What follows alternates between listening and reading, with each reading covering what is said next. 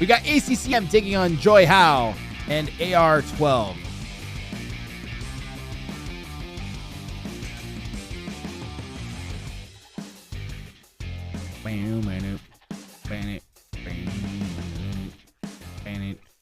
Well, we're boned.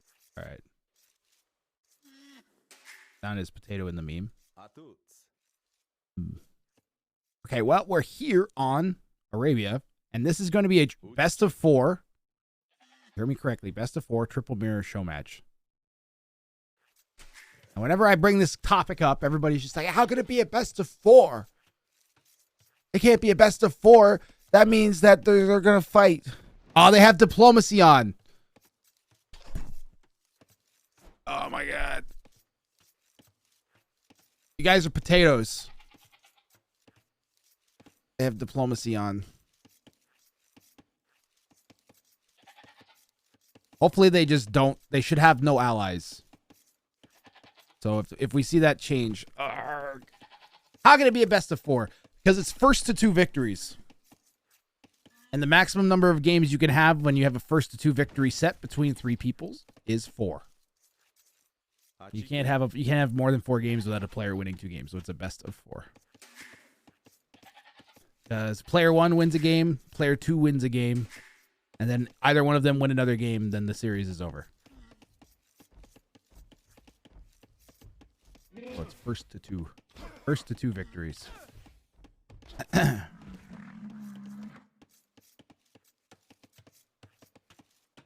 ACCM is going to be in the west in blue. AR12 in the northeast in green. And Juyhou in the southeast in pink. And this is a triple mirror. So in all of the years of playing Wrang of Fire, this is its 3rd year. Kind of crazy at this point. We've never had a triple mirror. So I'm putting my foot down. ACCM 1.6K. Wants to say I figured I'd just leave the wrong elos up there, and eventually a moderator would fix it for me, and then I don't have to do it.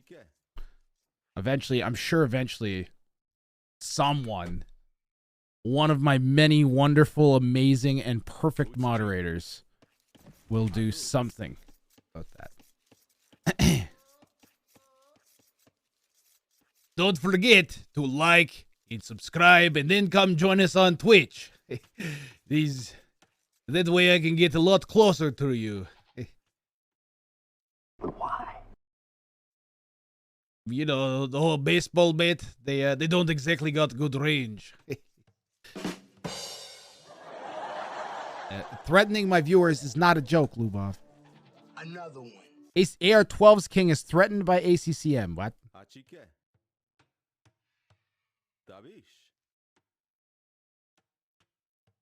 Yeah, if you are watching on YouTube, you should come over and watch live. Oh, Gamba! Gamba! Hey, anybody want to be a mod? Is there anybody in my chat that wants to be a mod? All you have to do is be willing to actually help me. That's all you got to do. There's 2 things that need to be done right now, and my mods haven't done either of them. Thank you, Char Char.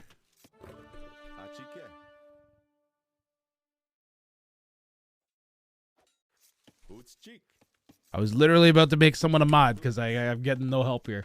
So I appreciate it. AR12 is being very cavalier with their king. So the king is the fastest moving unit in Dark Age. But at the 8-minute mark, you have to start being careful about your opponents going up, even if they are mezzo. Although I guess actually, you could be even more cavalier with your king. Oh, God. Oh, God. Okay, you made it. Because it's a triple mezzo mirror, you don't have to worry about the Mayan. You don't have to worry about the Mayans making cavalry of any kind and actually catching your king. So I think they're actually safe even through feudal age to go around and scout. And I wonder if we'll see that. I'm glad we got a triple mezzo. And thank you for setting up. There is a prediction. You guys can vote with your channel points. You can predict with your channel points. This game is happening live, so we actually get to run predictions. In fact, all the games today are going to be running live. So if you like the whole Gamba channel points thing, great. You guys can win channel points to use as memes on the games and then gamble on them and win more, and then It's a big circle of channel points and memes. It's great. AR12 is going to drush ACCM. And looks like we just tried to form our units up. That's why they slowed down there. Juyhou's king is threatened by ACCM. Yeah, players, I'm pretty sure that none of them are going to be able to make it. Like, even Eagles. You can see AR12's in feudal age, and that Eagle's still slower than the king. So players their kings are actually going to be safe in a meso mirror. At least from being like chased down. You would have to like trap them with archers or something. Now it is Arabia, so it's very, very open. And this is a particularly open spawning Arabia. You can see there's only like one solid forward wood line. This one over here has a pond in it. And this is going to be men-at-arms from AR12 hitting ACCM. Solid build from AR12 here. And it's going to be straight archers from ACCM as a response. Pink is untouched. And if I'm pink, then maybe I'm going, yeah, FC. And Juyhou's going to be up in a moment. Last chance to vote with those channel points. You guys can predict who you think is going to win. Don't get to do a lot of it this tournament. Go while you can. Juyhou has got no odds at all. Someone should throw some points on Juyhou. You can win everything. I'd say Juyhou might actually be the favorite here, too. But Grath, Juyhou has the lowest elo. That's because I think AR12 and ACCM are going to smash into each other. And Juyhou is going to be the benefactor. I put 210 points on AR12 because he played Teutons for you once. Nice. Hey, bud. Hey, bud. Why wouldn't he swing his sword? Lazy soldier. Well, ACCM has managed to trap the men-at-arms. He has a single archer that's going to take them out. Doesn't even need to add that second one, unless he's planning on maybe just massing up now at this point. Yeah, I'm pretty sure ACCM could have just microed those men-at-arms to death with the one archer. AR12 is going to bring archers forward and continue to pressure ACCM. You're Dutch. You can't bet with the channel points. That sucks.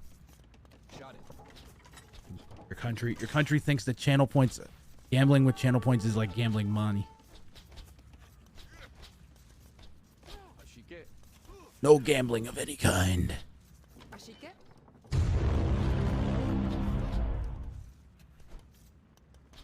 Mama government will take care of you, Elspeth.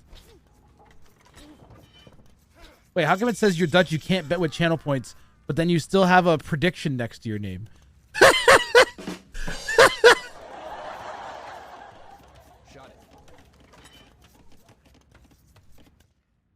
I could make an Austin Powers joke here, but I'm sure that joke would be very overdone.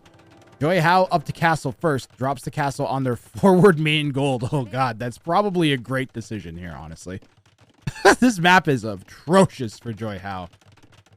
So Juyhou's map is so bad.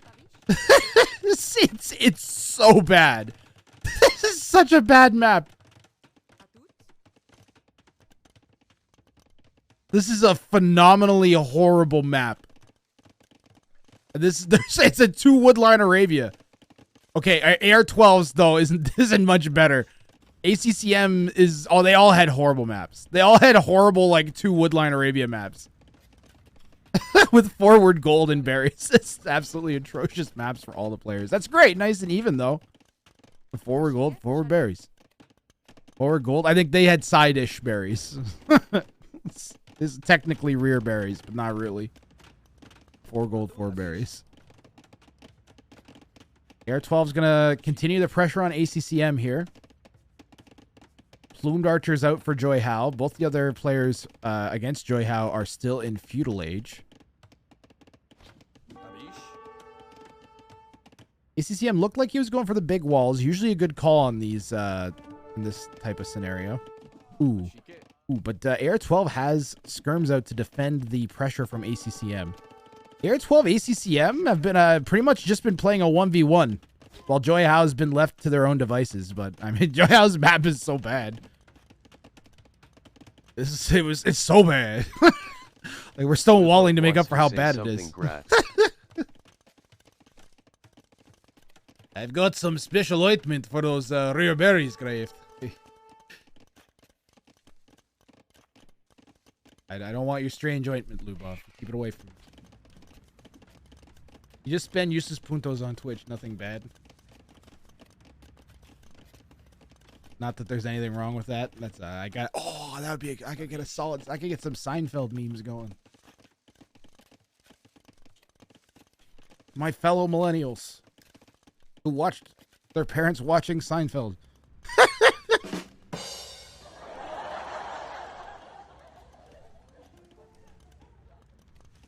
ACCM says nice strat.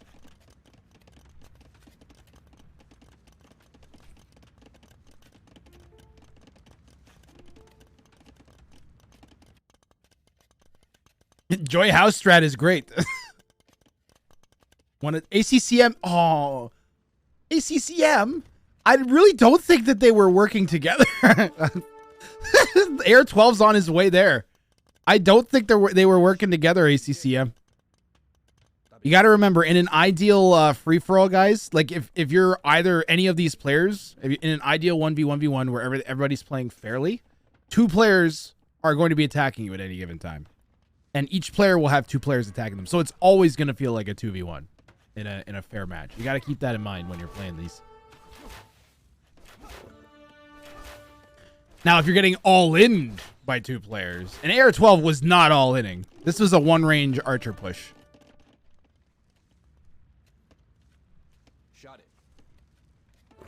Like, AR12 had no idea Pink was doing this. I wonder if Pink... Look, Pink's going to go track down AR12 and then fire through ACCM's base. Remember, these are ungarrisonable kings. So the plumes running around is actually pretty dangerous. Nobody booming. Yeah, Pink isn't booming either. Like, ACCM saying, oh, one of you going to attack while the other one booms. Pink didn't boom. Pink went plumes and is going for, like, a Castle Age dive.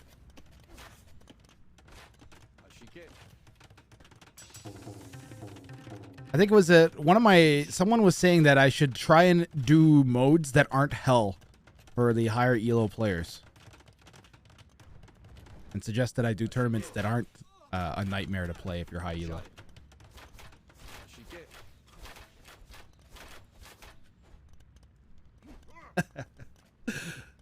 Okay. I'll consider that criticism. Just a nightmare for everyone. Well, look, we reasonably know that Ungarrisonable Kings is an amazing mode. So I think I should just run that every once in a while. But my next tournament will not be an Ungarrisonable Kings tournament, okay? My next tournament will be a regular 1v1 serious, very serious pro tournament. Like the serious tournament that I do. I'm trying to make it so that I do like a couple, like maybe 2 fun tournaments and then 2 serious tournaments every year and try and make them all A tier. Until we trick someone really rich into giving me enough money to make an S tier event. A Lubov Cup. What is this lumber camp? What is this? What is this lumber camp? But it has to have some twist to be a grass rank tournament. My next tournament will be Only Bands 2. I don't know if it'll be called Only Bands 2, but it'll be that format. It'll be Only Bands. That is the next tournament. Announced. Bam. Just like that. So it'll be a 1v1 tournament where players can only ban civs instead of picking them. Juyhou says Treason doesn't work. No, Treason does not work in Castle Age. Yeah.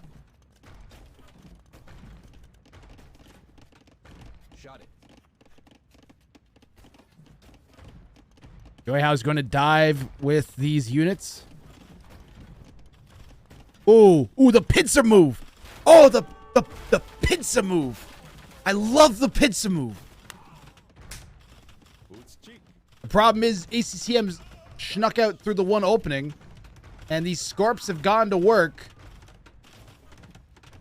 and Juyhou's pincers.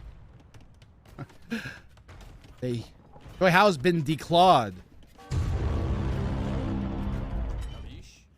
And that king got away there. Good defense from ACCM. Man, I'm so glad we got Juyhou back into a game. Juyhou also like. So Juyhou in his Rang of Fire tournament game, he was on. Correct me if I was wrong. It was Eruption or was it Marketplace? It was one of those two maps, and he went. It was Eruption, and he went forwards as the Khmer, and double range. It was like an early double castle, fast castle double range play. And he tried to double king snipe with Khmer cavalry archers. It was crazy. So Juyhou loves playing aggressive and going for the snipes. He almost got it, quite frankly. He had enough plumes all over ACCM's base. He had the king like kind of hemmed in, but ACCM had one tiny little avenue escape and managed to take it. Great attempt by Juyhou here, though.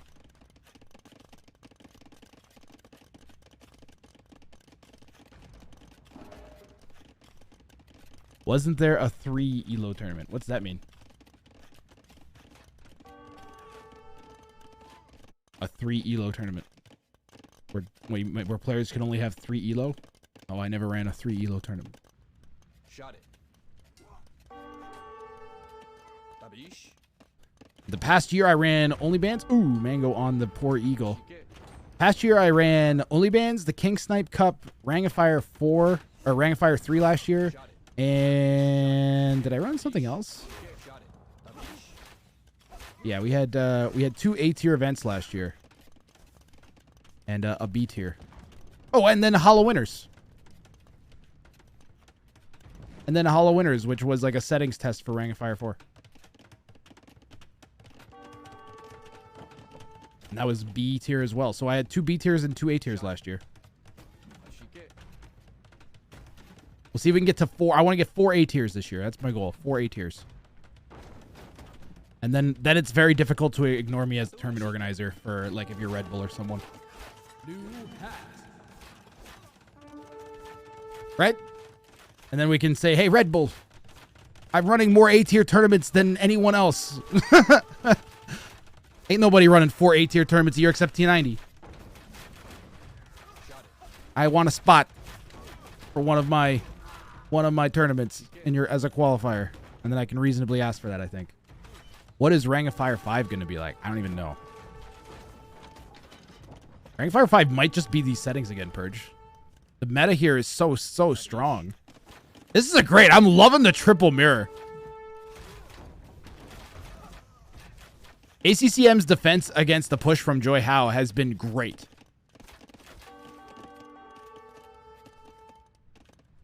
I think one thing ACCM is going to have to keep in mind is that at some point he is going to have to go and hit green.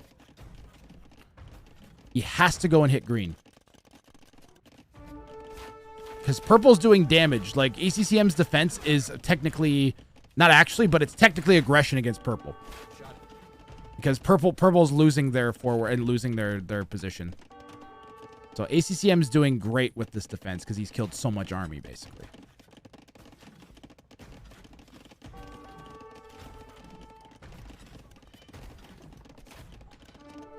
ASB tier, there's 2 factors for A tier to get tiers, but mostly it's funding. Oh, mango shots from Juyhou. Mango shots from ACCM on Juyhou's plume mass.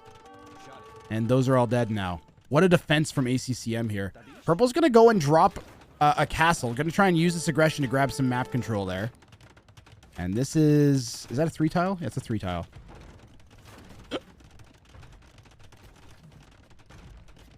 Yeah, Rang of Fire 5 will be fun. Yeah, ASB tier. The other way you can get like S tier, so like whatchamacallit, Nations Cup just became an S tier tournament, even though they don't have the funding level. Ooh, ACCM feeding some plumes into Green's castle. Green has ballistics. But yeah, the other way you can get to become an S tier tournament is if your tournament is significant to the community in some way. So you could argue like this tournament is, because there is no other competitive free-for-all tournament on the scene. This is the competitive free-for-all tournament. So this would probably get a little bit of leeway with the funding amounts in terms of being an A tier tournament for that reason. That, and then there's also enough high-level players. Like, I think the vast majority of players... Like, the majority of players that signed up were 2K plus this year. GM Septic says, Purple is noob. He's targeting ACCM. I'll tell you right now, none of these players are noobs. They're all 2K plus. But Purple is aggressive, GM Septic. Purple has been aggressive every game they've played in this tournament. That is their style. They want to go and they want to snipe one of the kings and then run to the other player and snipe the other king. It's a style that the risks can pay off, okay? Because Juyhou doesn't need the eco. Like, you got to remember, eco is way less important in this mode. Eco is important for getting into your opponent's bases, to make army to get into your opponent's bases. But if you don't need that eco to do that, then it's not important. And all Juyhou needs is plumed archers and petards. And they'll be able to break in and try to do damage that way. How are two players' elo the same? One of them is 2031, and the other one is 2034. Uh-oh. Is that correct? I know that they're all around the same elo, except for... I know the other two players are around the same elo. Is AR12's elo correct? I'm going to scroll up and see what Char wrote the elo was. Yeah, it looks like they both have the same elo right now. Yeah, they are actually the same elo, yeah. It's just a coincidence. Alright, ACCM is going to come out and try and defend. Green has elite skirms. ACCM now getting pressured. The only one not in Imperial Age.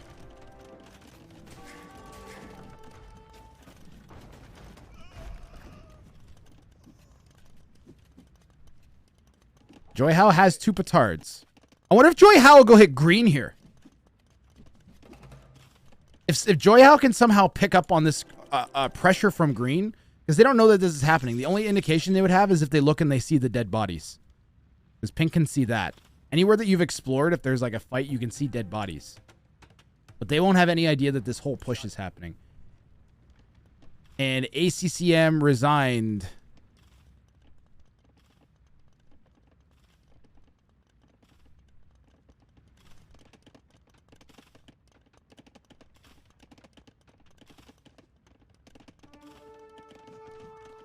I see the point. If one semi-pro goes all in versus a pro, the other one wins. Yeah, so it doesn't make sense for them to do that.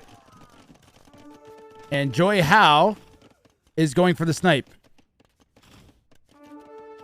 Look, you have to. It's a strategy game, guys. It's a strategy game. So pink has to play this right because, as Septic says, pink all-inning blue has put them in a terrible position, right? Because now they can't possibly win versus green.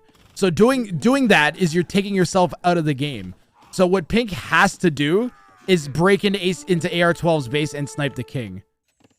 That is their only option. Now, if pink does that, then they're a champion, right? And then if you're ACCM, you could say, okay, well, at least pink didn't throw for no reason.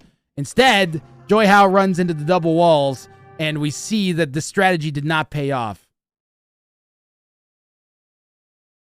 for pink. And AR12 is going to take game one. This is how best of fours tend to go, guys. One player a lot of times will be 2v1 like this, and they'll just be like, I can't win this. And then they'll resign. And then because pink was so aggressive towards ACCM, now they've lost themselves the game as a result. So green played this perfectly. Green played the meta perfectly. And what you're seeing, so the reason you're getting frustrated is because there is a meta. There is a meta to this format. And when players go off meta, then you can see how the outcome is going to go. So if you're going to go, and the nice thing about the King Snipe format is there's the potential for off meta players to work better. So you don't have to stick to playing the 1v1v1 style that's kind of mandated, so you avoid this situation. But if you're going to do that, then you have to have a plan. You have to have, like, how am I going to break into the other person's base as soon as the high elo player that I'm pressuring dies? Like, you have to have a plan of attack. Pink, to their credit, they had something. They had more than nothing. The players are probably waiting for me to spin the next Civ and map, so we're going to go ahead and do that right now. Spin. And for our next map, players are going to either Acropolis or Amazon Tunnel. Acropolis. And I'm going to take the Mayans out. And their civilization is going to be... I mean, they can't do that again. If they do that again, then it has to be to get AR12 to win. And then at that point, they're going to turn on each other. They're going to turn on each other for game 3, because if one of them wins, then the other one loses. So then they'll both be inclined to have ACCM win the game 3, and it'll go to 4 games. That's kind of how these best of 4s work. So we are going to be playing as the Chumans, which I didn't know that the Chumans were a civ. We're going to be the Cubans. All right. So it's going to be Cubans on Acropolis.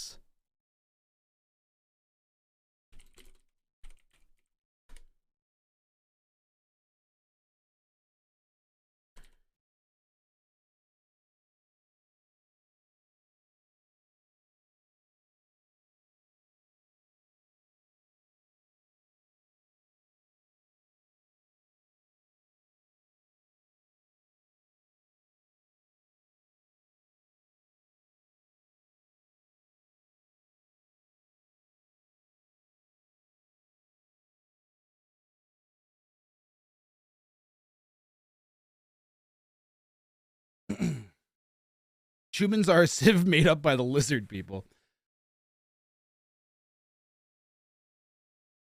Everybody says the 1v2 issue. Guys, if you're in a 1 versus 1 versus 1 and everybody is attacking both of their opponents, then there's always going to be 2 opponents attacking you. It's always going to be a 2v1. That's how the format works. God. Like, think about it. If there's that guy's trying to stab me and that guy's trying to stab me, just because they're trying to stab each other doesn't mean that they're both going to try and stab me. So I still have to fight 2 people. Right? No matter what. The only way that isn't the case is if they're actually both all-inning you. If you're getting all-inned by 2 people, you can be pissed. But I've never seen a true all... that's not true. I've never seen it. We did see... you know when we've seen it? We saw 2 players... Persian TC dropped Song on Socotra last year. I'll give you 10 seconds to guess who won. Was it the 2 players that TC dropped Song, or was it Song? Oh, McCausland!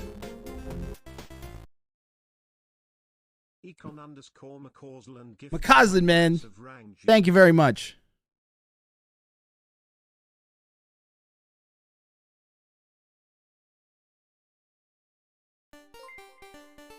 That was a tier 2 gift sub from McCausland. What? And then he subs himself for 22 months. Have an explosion. Thank you very much, McCausland. I'm having fun talking about my format that's different and weird.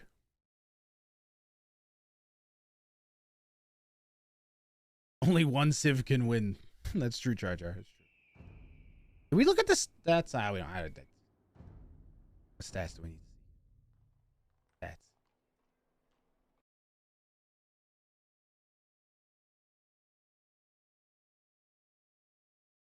We are waiting on ACCM.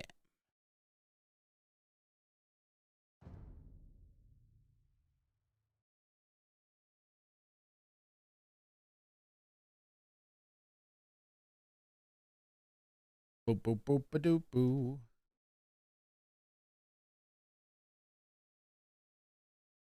Indoor cycling mounts for your row right will be the next Twitch sings. What? Indoor cycling mounts? Those have been around for a while, McCausland.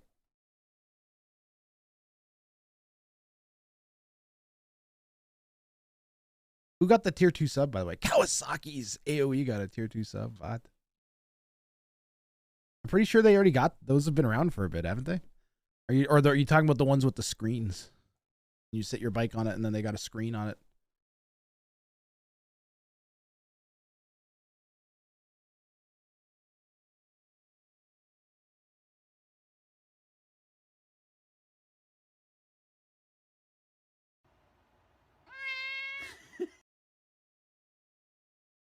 Wow.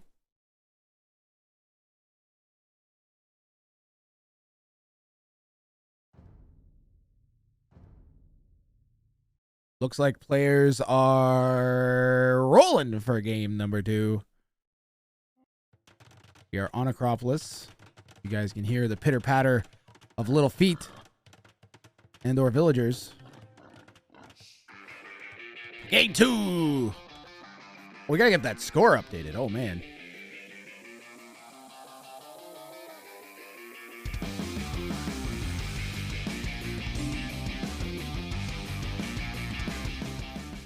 Alrighty, here we go.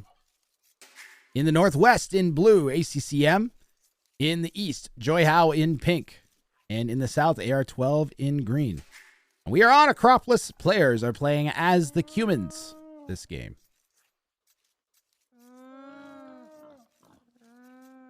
Fire animation is kind of cool. I'm trying.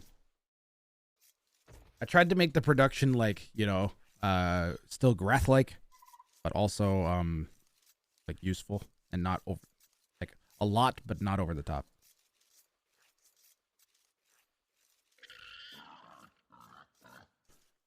You guys are babying the pro players. Go and watch the Tato game.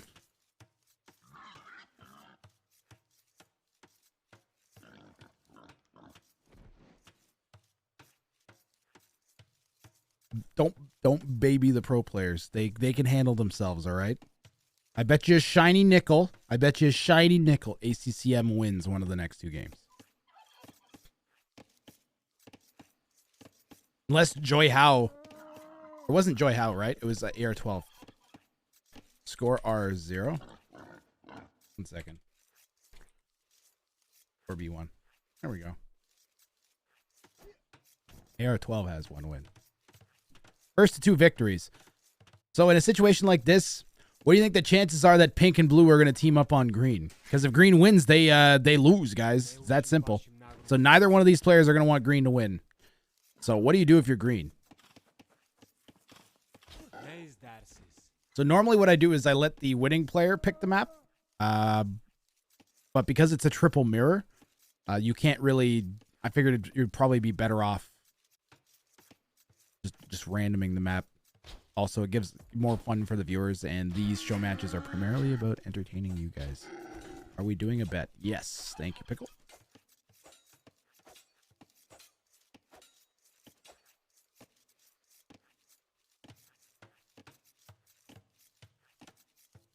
CCM, AR12. You guys got 2 minutes to vote with your channel points. Who you guys think is going to win? And I would suspect that AR12 is not going to get a lot of votes this time. I'd be putting this game personally, I'd probably be putting my money on ACCM knowing the format. But I wouldn't be surprised at a Juyhou victory. We know Juyhou likes to play aggressive. So Cav Archers, or what are we? We're Cumans, Kipchaks maybe, Castle Drop into Kipchaks into King Sniping. AR12 and Juyhou are the same elo, Puppy Saturation, coincidentally.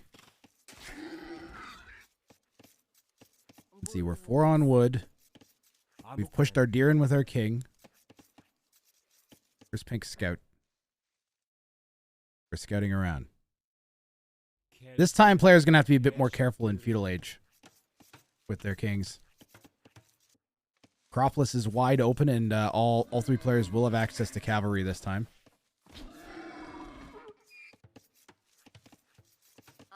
Ooh. That's a nice little lumber camp for having potato wood. I also like that we went to this side because we're going to want to expand here later. I think blue's going to want to try and snatch up control. There's a lot of res over here. I think ACCM will want to expand that way. Pink's got a nice corner all to themselves. What is... What is this?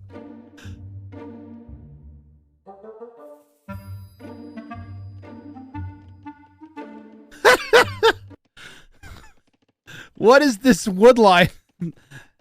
Now that's... Sometimes may be good, sometimes may be shit. Now that's a wood line. Kings cannot attack anything. They have no attack. What is this wood line, man? That's great. Anyways, you can see what AR12's wall should look like.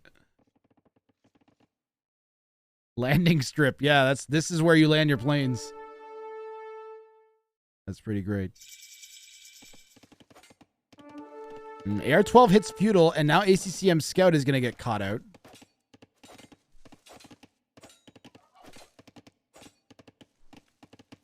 Both players should definitely be pressuring AR12 here.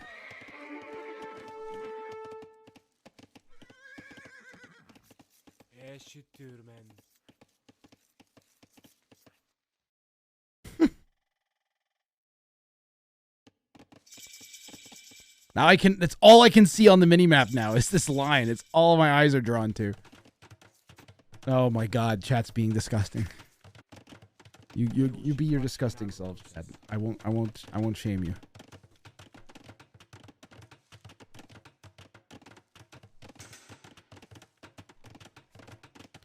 Coming up after this, we have action from the actual tournament, guys. We'll have AR12 in his set versus Survivalist and Mike Ultra. That's coming up immediately following this set. And then immediately after that, we're going to have a 2v2v2 between Tato and Doubt on one team, Madri and Ganji on another, and Wisenatic and I think Arg are the third set. I believe it's Wisenatic and Arg. Yeah, Wisenatic and Arg are the third team. That's going to be fun.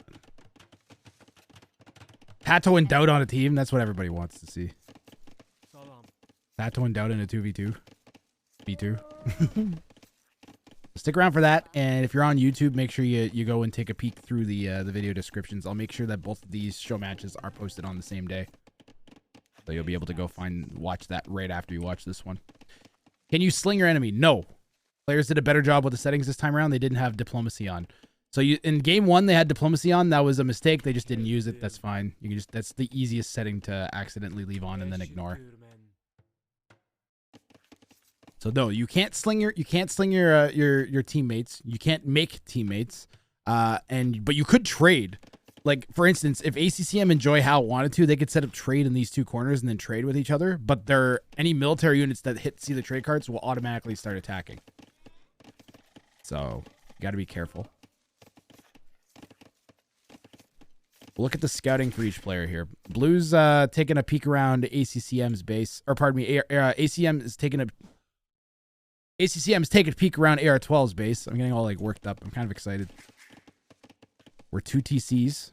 Did everybody go to green is 2 TC, and ACCM's 2 CC. So all 3 players 2 town centers.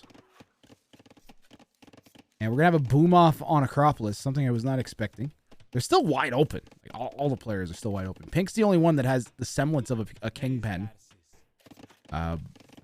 Where is Blue's king even? It's in here. It's just under the TC. You know, having 2 town centers like this isn't so bad. You can put the king right there, and it's going to be really well. You're not going to be able to, like, do too much with diving. Whereas Green's king, very, very, very exposed.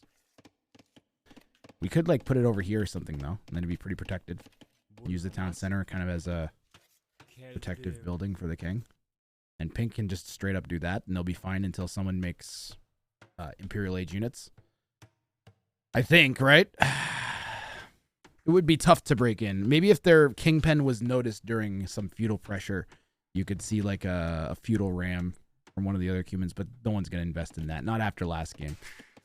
ACCM's going to like just try to like not die. Not get 2v1'd, I would expect. What? I'm very cognizant of how frustrating this format can be to play. I've played it myself. And it definitely feels like you're getting 2v1'd, even when you're not. You have to be familiar with playing free-for-alls. If you go into Lobby Browser, I'm sure you could find just like a random free-for-all game. They're always there. What was the prediction amounts What are the odds on the prediction? ACCM 73%, AR12 13%, Juyhou 14%. Most people going for ACCM here. That's who I would put my money on too. I was wondering if we're going to see some aggression from Juyhou. You lost all your puntos last round, Sage.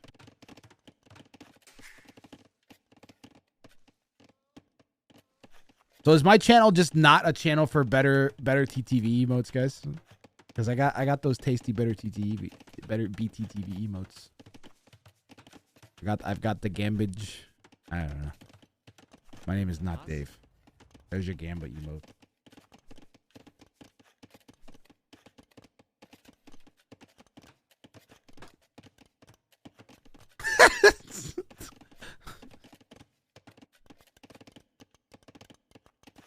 I forgot about that. What is that? What is that one with the smoke coming out? Feels lit, man. There's a proper Kingpin going up. King's not in it yet, but you can see blue. ACCM is thinking about it. ACCM's on the way to castle. Pink is going to be behind. And green is on the way to castle age. All three players going to hit castle near each other. We're all up around 50 to 51, 52 vills here. AR12 has slightly... Yo, AR12's playing like a champion, man. AR12 has been playing so well today.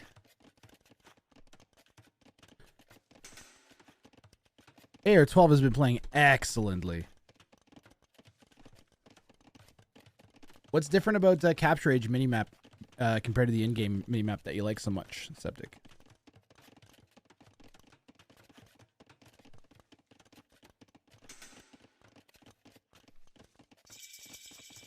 ACCM hits castle here. Mavor, it is 1 versus 1 versus 1. This is the biggest free-for-all tournament on the scene. Including T90's Regicide Rumble. Although this year might technically be smaller than last year, than his last one. But the prize, the payouts will be higher because his was distributed over like 5 different events. This is all for one event. Colors are slightly different for a change and somewhat clearer. Yes. Yeah, Capture Age does a really good job. I have been continuously subscribed to Capture Age for like 2 years. After the very first tournament that I ran, I was like, okay, this is going to be something that I'm going to continue to support. It was before they were officially supported. I was supporting them. You can see the king in Regicide. Yep. I mean, but you can't, some of these things you could, it wouldn't make sense to have that in the regular mode. That'd be a huge advantage. Where is blue going? Where's green's king? ACCM looks like they're going for, I don't know if this is just, we're going to try and snipe vills. We're going for a little stroll. Just take a peek at green. I think ACCM was going for like a half-hearted king snipe attempt. Take a stroll through green's base, see what they're up to, maybe grab the king. Green's king is back here. And I don't think this was a bad call from ACCM. ACCM is like protected. So they can get away with throwing a couple units to go and try and take a stab at a king. We've seen it, and I've said it again and again. The payoff, the risk to reward payoff is insane. Like, you're talking small amount of risk versus potential huge payoff. So definitely worth it.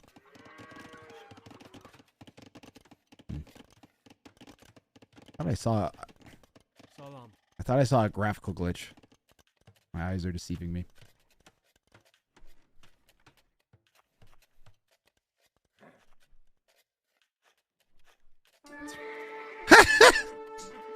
The instant poke and death was pretty good. Juyhou again with the Cav Archers. And both blue and pink taking stabs at green here.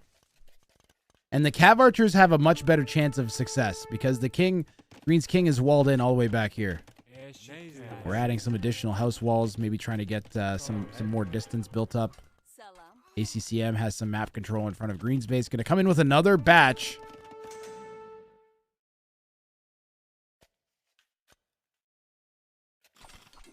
And looks like ACCM is going to be content with stabbing around for some fills.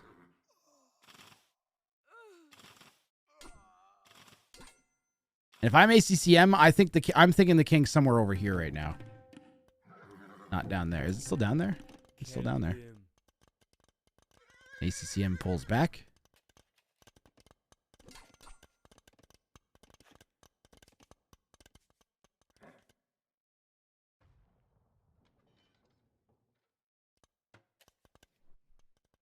And passivity continues here. ACCM with some gutsy pokes into Green's base. Needs to be careful not to overextend. Green has 28 step lancers, and ACCM only has 12, but half of Green's steps probably being dedicated to, like, protective duties. Oh, no. Actually, looks like Green might come forwards and try and hit ACCM here. ACCM's going to need some conversions. Yep. ACCM can play the defensive game. If Green gets their whole army together, they could push ACCM probably. I don't know, even with the 2-to-1 advantage versus a 600 elo higher player on a hill, I would be nervous. That guy just killed a gator. The guy's apparently Steve Irwin wearing pink.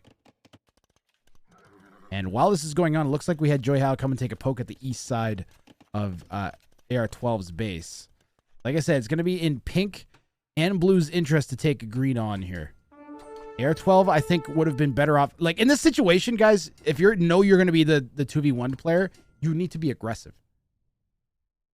You need to go and take out your opponents. You can't wait, because they will 2v1 you. And they'll both, like, and if they're not going to pressure each other, they're going to, like, zero pressure from pink on the blue and vice versa. So you have to be ready to take on two opponents, or you have to go and take one of them out right away. Ooh, ACCM is going to attempt to dive with the step lancers again.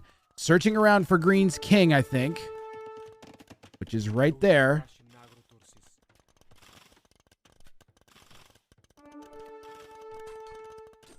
Green, meanwhile, is going to run away. Miss micro his steps. Okay, the one thing ACCM should see is that pink was waiting on this side. So now ACCM's got to know that pink was on that side, and is definitely, like, pressuring Green. Like, the outposts alone should give ACCM the idea. And I wonder if ACCM's going to go and try and hit that king in the back corner. ACCM's on a tour of his opponent's bases right now. Juyhou actually has the best eco. This is a weird game. This has been a bizarre game, guys. Steve Irwin wouldn't kill. Ah, true. I don't know where the gator guy went now. Steve Irwin loved gators. He would never kill them.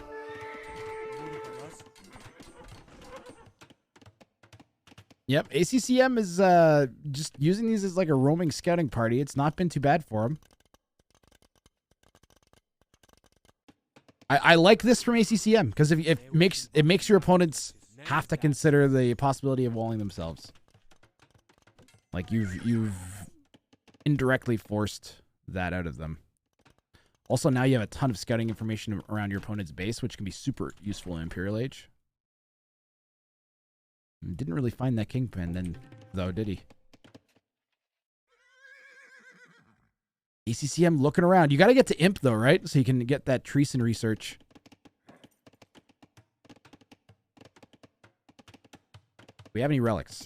I don't think we've got anybody with any relics. Nobody has relics.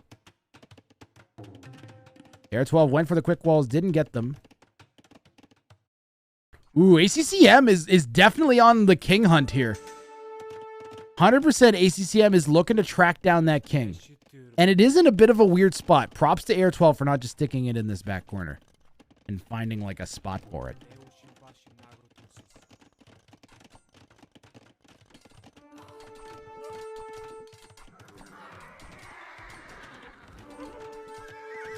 What have you guys been thinking about the triple cumin mirror? Or just the triple mirrors in general? More eco diving here from ACCM. Just picking some vills off. This has been pretty good for ACCM. He's got 125 vills. He's got 40 steps compared to AR12's 80 vills and 40 steps. Give or take 5 or 6 steps on each player's side.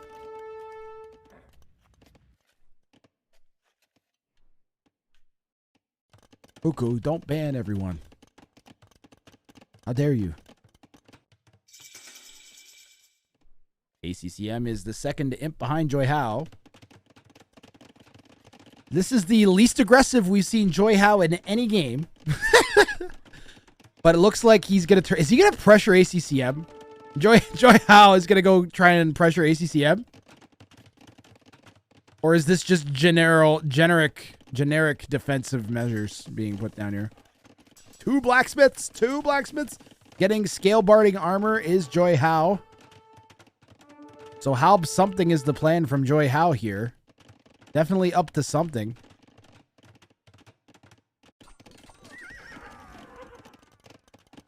ACCM's got 42 steps. Juyhou is like Halb Kipchak. Okay. This could do it. This amount of steps. Are these elite steps too? If ACCM could even just force the fight here, it would be huge. ACCM can research Treason. Has the gold for it. The king's right there. Can he see it? No, I don't want to open feedback hub windows. What the ACCM is Treason. This is not in range. Is it? No. He's going to have to break through the houses. Or he needs Kipchaks. ACCM, go back. He should just go back. No, ACCM, go back. No, ACCM, go back. No, go back. Or you can take the fight. These aren't elite. These aren't elite. Yeah, you can take that fight. Maybe not on the hill, though. No, ACCM, go back. No, ACCM, go back. No. No. Oh, God. All right, well, ACCM still has 42 steps. On mass. Oh, Pink is diving. Pink dove ACCM's base. ACCM had to run his king out. And now ACCM's getting pressured from Pink. Pink, why are you hitting ACCM?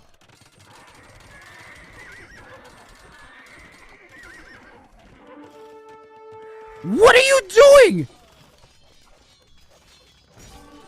Green's gonna win. Why?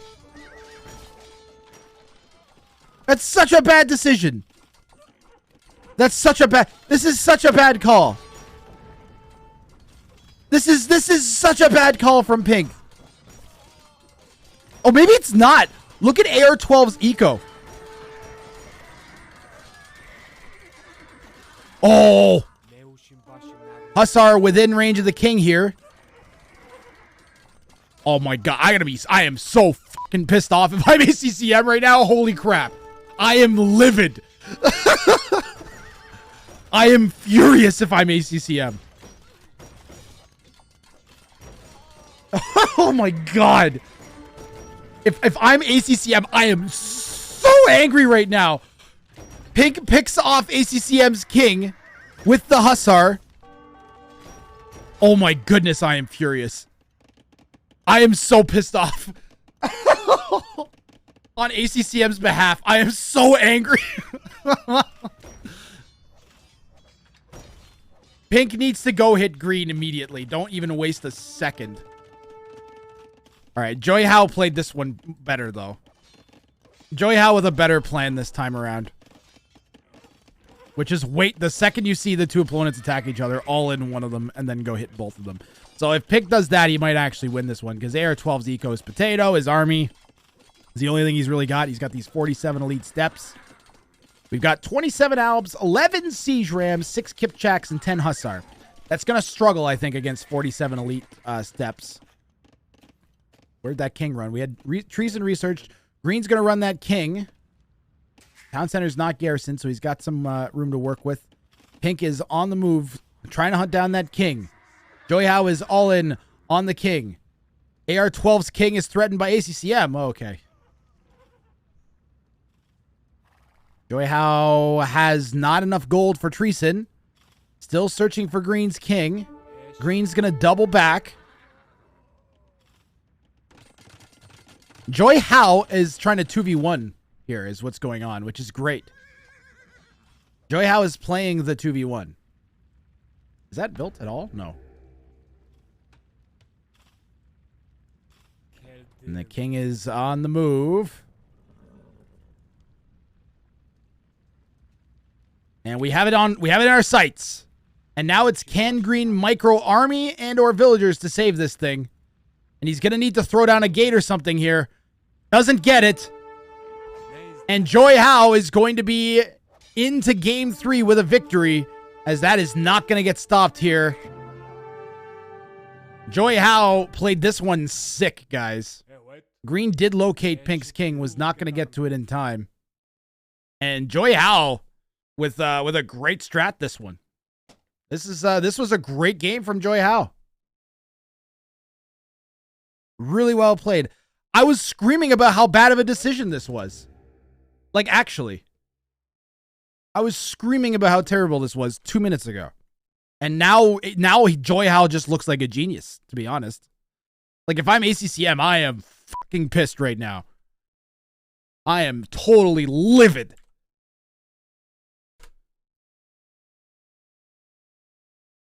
I would be so mad. Necessarily so. Oh, we could actually take a look at the stats this time around. How about that? I forgot to do that last time. We'll take a peek at that first king snipe. I've been really good about reviewing king snipes, but this one we missed. No, I didn't even miss this one. It just was a matter of positional pressure. Juyhou gets in with the Hussar. But this looked inevitable anyways. We had Hussar coming in on this side. Yeah. Juyhou's timing on this was just immaculate. Absolute immaculate timing on the push from Juyhou. And then the other king just being picked off by the Hussar. This wasn't a sick pair of king snipes. This was just 2 solid king snipes on the back of great decision making. AR12 almost... If AR12 had got that gate, AR12 might have been able to pull this one out of the fire. So, well played by Juyhou there. Want to see the APM spike for at the end. Oh. Okay, wheel. Wheel. We need to get the next civs and maps selected. Let's. I want to do the other one. Spin.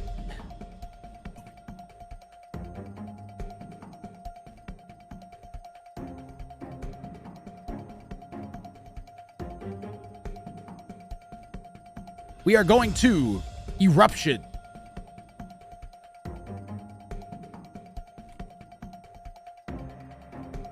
And our civilization is going to be...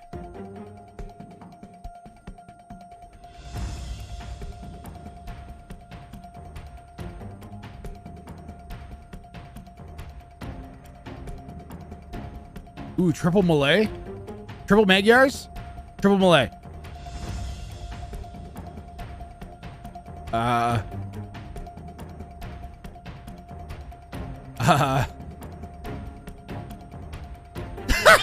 What?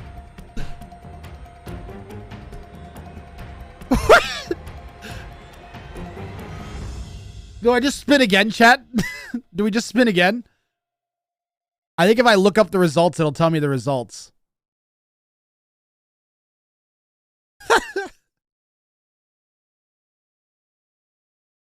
If I look at the results, it says that this is the Magyars. Okay, so Magyars is the selection.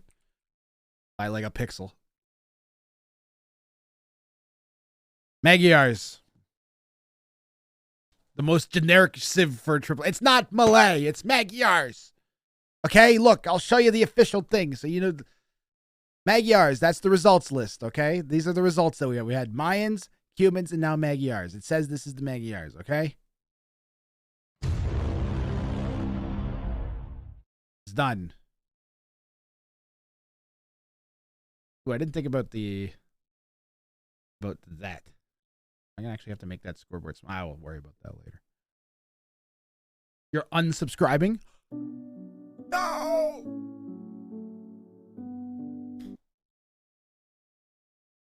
Rip ACCM. Song, this should be ACCM's game.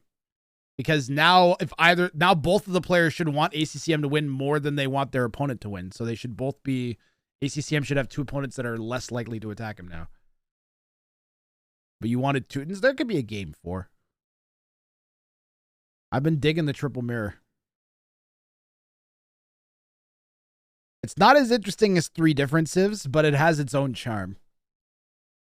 That doesn't exist when you have like a 1v1 mirror. That's nice. Jicky Jam dropping a sub to Song Song. Oh god, it's frozen. The crab is frozen.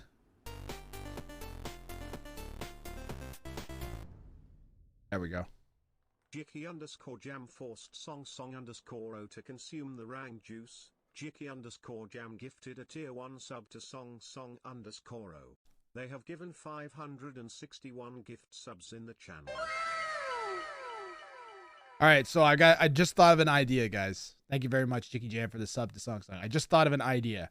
Why don't we take all of the teams from Nations Cup and then do Nations Wrang? And we'll do a 2v2 using all the Nations Cup teams. We'll just run it at the same time. They can't stop me. every tournament that runs, we'll do a 1v1v1 version of at the same time. They can't stop us. But Wrang of Fire 6 2v2v2 I think we'll run in the summer. I want to do only bands next. And then we'll run Wrang of Fire 6 after that. Wrang of Fire 5 will be next. We'll call it like Wrang of Fire. It'll be like Wrang of Fire with a 6 where the A should be. Let's see if the players have loaded in. Looks like they have started.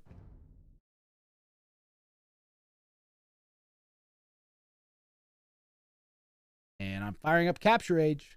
You guys can vote with your channel points who you think's going to win.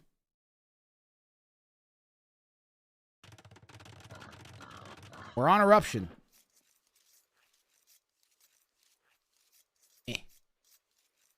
Crabbing. In the west, we got AR12 in green. ACCM is going to be in the east. And in the south, Juyhou in pink. This is game 3. And Juyhou and AR12 each with a win under their belt so far. ACCM is the odd man out at the moment. One last chance to vote with those channel points, guys. You're going all in on ACCM. ACCM, if he doesn't win this game, then the match ends. So pressure is a little bit on ACCM here. Although the way these the free-for-alls typically go in the spread out format like this is this game usually will go to the player without a win. Usually. It's up to pink or green to pull some sort of sketchy maneuver to make something different happen. Holy crap. I really wish wild animals would aggro onto the kings. Oh. The bear's at a specific angle on that hill.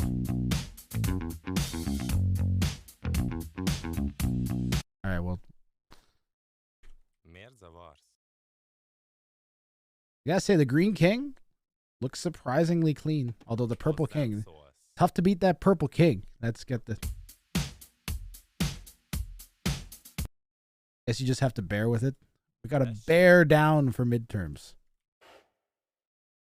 That's a community joke. So winner of this show match, guys, gets $90 US. And both of our losers will be receiving just 30. And there's no extra money for coming in second instead of third. So you basically either you win or you lose.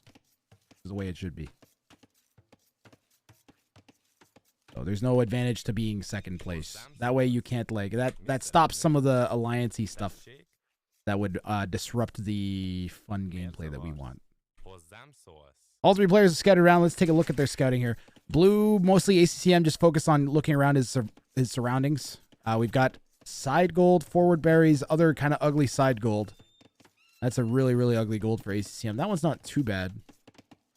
That one should be somewhat protectable. Pink has a really nice gold and berries. And even that gold's not so bad. Pink has a really nice base. And set up in a corner as well. Even the stone. Like, this is like a sick base for pink. Green with sort of exposed berries, but again, going to be easy to wall that in. So green, oh my god. Rip ACC. Poor ACCM, man. He's got no luck. The one luck he's got is he has a rear main stone. That's the one nice thing. But it's on a hill. Ugh.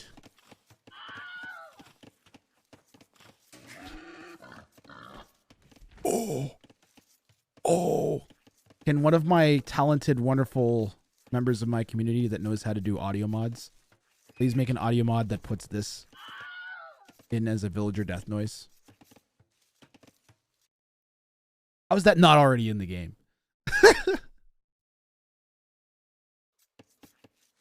This is a that's a famous it's called the Wilhelm scream. That needs to be a villager death noise for sure.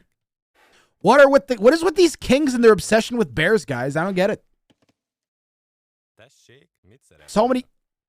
Leave the bears alone? What are you guys doing?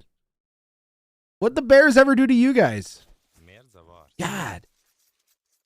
You can do that, Char. Do it.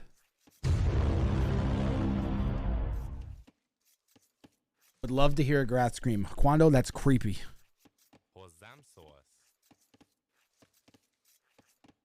No.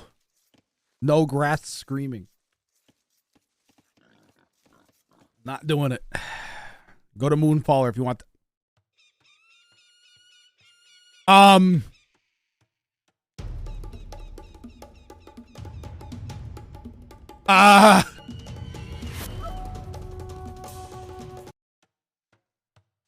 Bruh.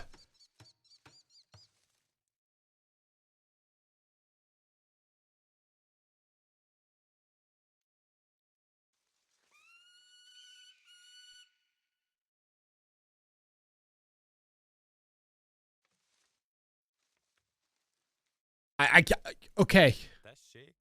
People get mad but that was nuts.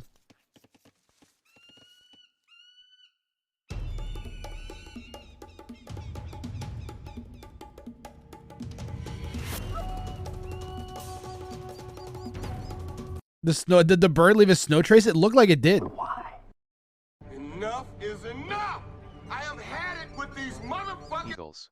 On this motherfucking Eagles.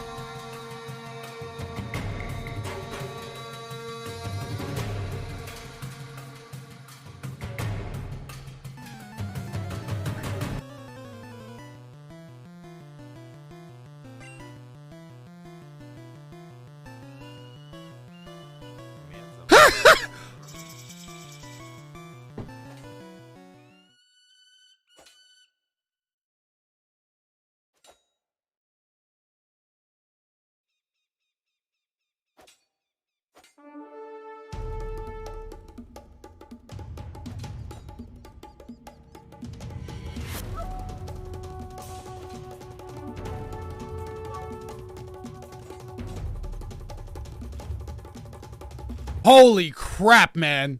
And that's why you got to be careful scouting with your king once other players hit feudal age. Whoa.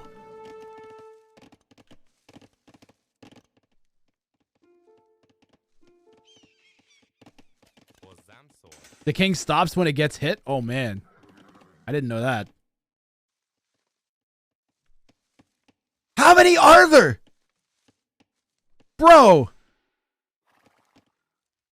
Can you heal the king? Yes. You can only heal the king using monks, though. So now that king has HP until Juyhou builds a monastery. Blue's going to have to bring that scout all the way back. ACCM just about picked Pink's king off.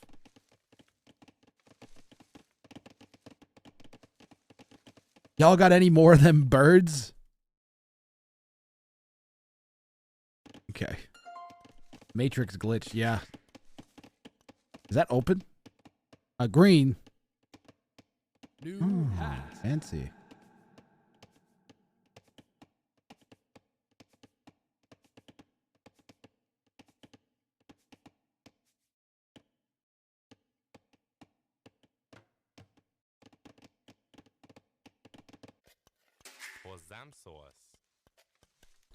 King does not auto heal. It has to be healed by monks. Can't be garrisoned. What's your question? My question is, what the hell?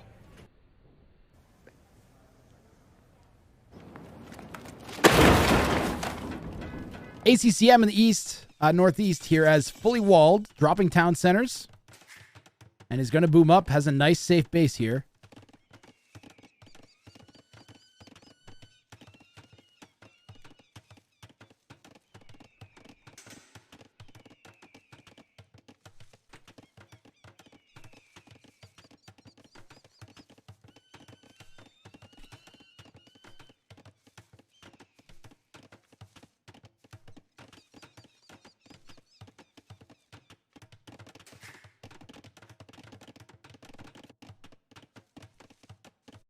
Green going to add town centers too. So AR12 adding TCs here in the northwest.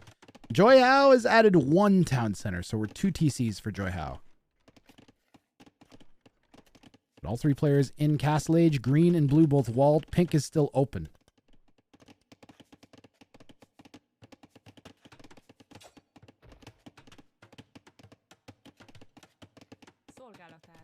And the king is walled in, which is important because it is very low HP. Pink needs to finish these walls. Prioritize getting these walls down. What if someone puts their king in the town center by accident? They can't do that. There's a mod that prevents them from loading the kings into the TCs. There was actually a glitch last summer when we ran a tournament called the King Snipe Cup, when there was a glitch in the actual game itself that prevented kings from being garrisoned. They patched that out partway through the tournament, so we made our own data mod that re-enabled the glitch. And to me, honestly, in my opinion, one of the best glitches ever in any game I have ever seen.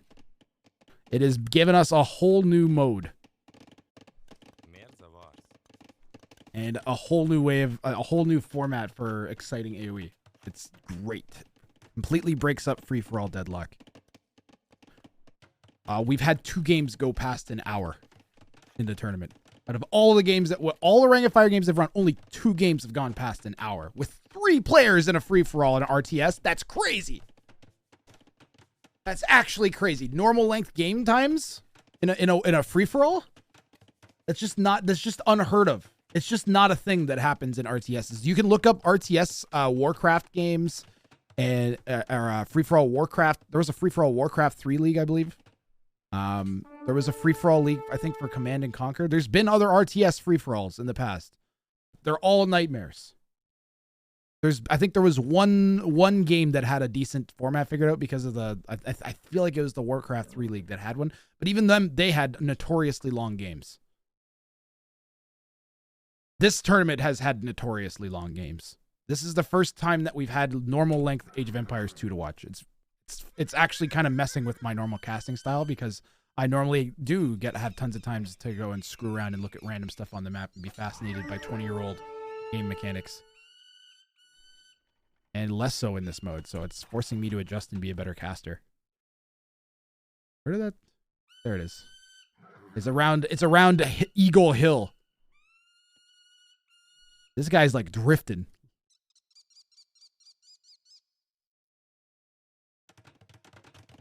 ACCM's going to put a 4th town center down. And looks like he's going to be working towards even either more or given that there's only 2 villagers, it might be even for like a 5th TC.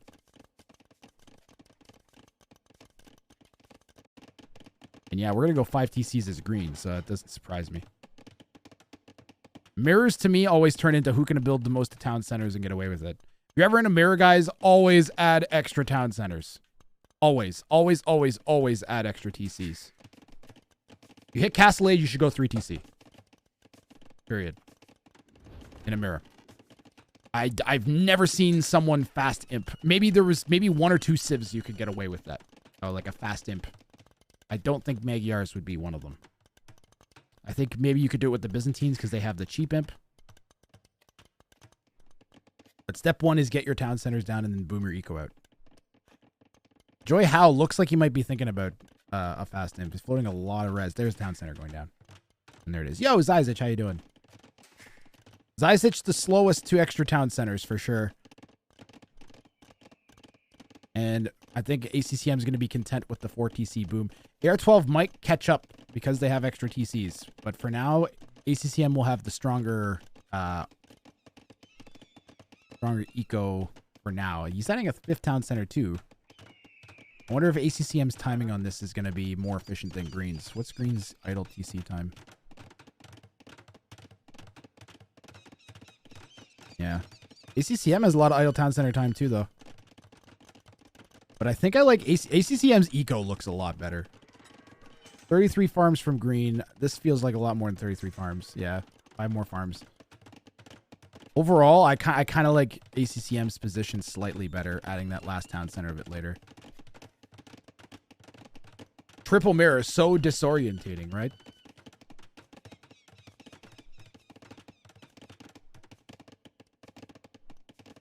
We have seen no triple mirrors other than this show match. It has not been a thing that has happened, not once.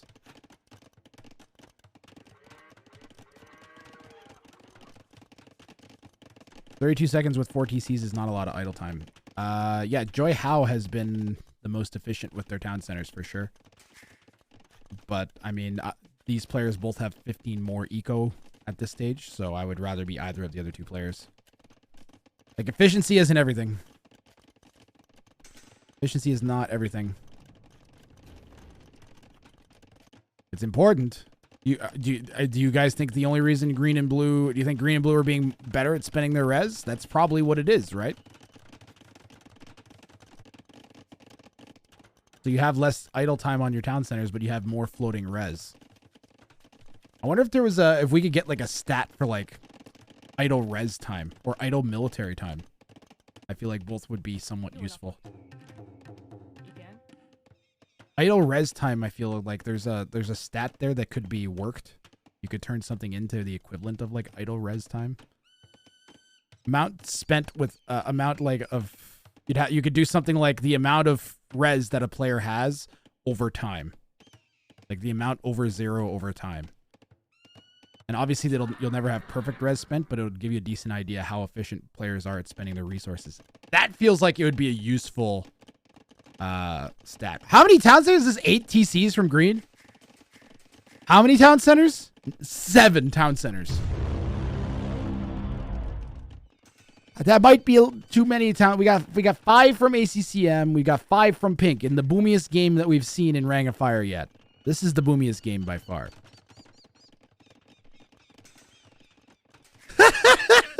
ACCM's gonna like wall in Green's town center in a second.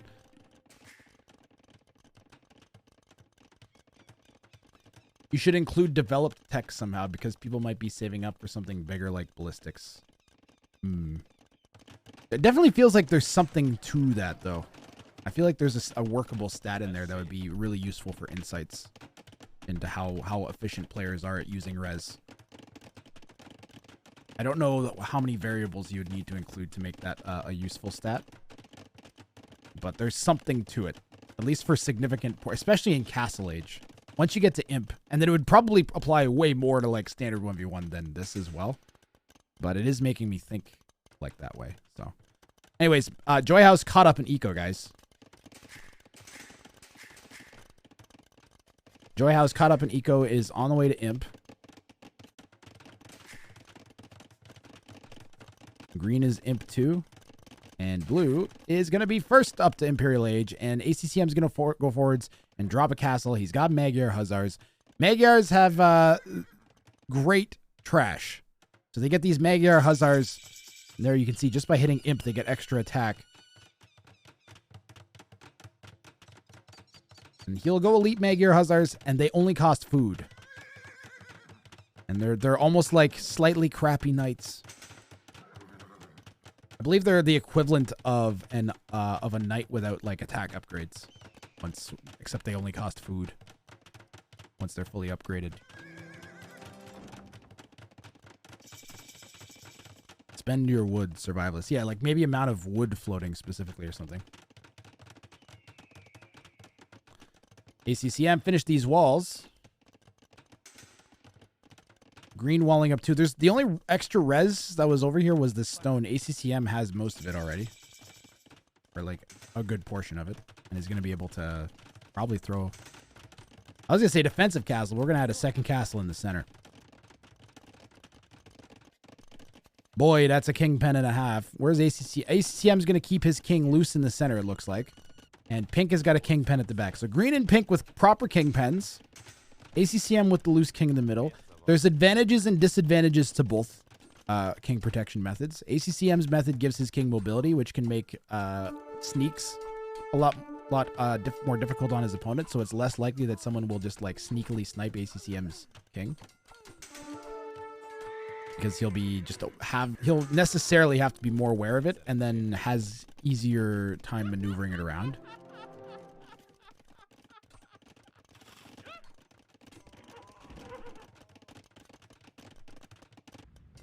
And there is this risk if you're ACCM and you're the high elo player, is that if you're down by 2, there's a potential that the other 2 opponents... Ooh, ACCM research is treason. There's potential for the other 2 opponents to team up on you and take you out of the game so they can have a 1v1 amongst themselves. That's the one disadvantage that ACCM is. But ACCM is doing the best thing he possibly could have done, which is snatch up all that control in the middle.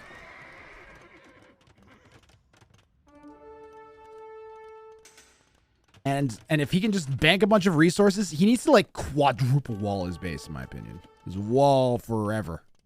Wall forever. Okay, and here we go. Green's going to come out and try and deny this castle from ACCM. ACCM loses some of his forward villagers.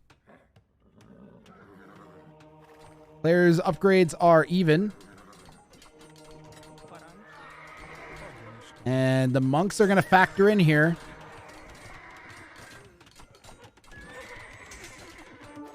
We got ourselves a proper castle build off in the center.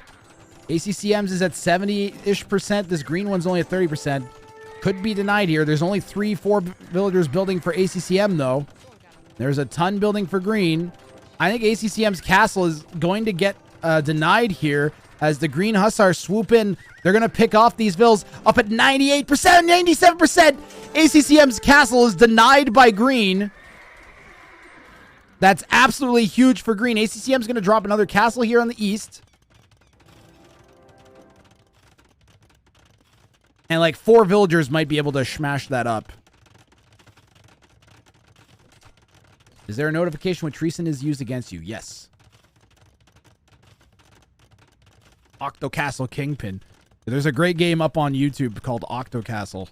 That's a viewer show match. That was pretty epic. You want to go watch some insane kingpin building. Green is coming out of their base. AR12 is going to swarm out. Is going to deny pink of that stone. And will ACCM try and get this castle up? We've got cavalry archers here from ACCM. ACCM is going to be the first one to go into cav archers of the 3, I think. Yep. And ACCM is going to be going Magyar, Hussar, and heavy cav archers. Likely with that tech that the Magyars get. And now AR12 is going to start trebbing this castle foundation down. I don't know how much ACCM actually cares about that castle at the moment. I'm actually serious, too. He's almost got enough stone for another one. And if he just takes this fight right now, ACCM will win the fight and probably be able to get his castle up if he sent like 4 vills right this second. He could probably bang that up.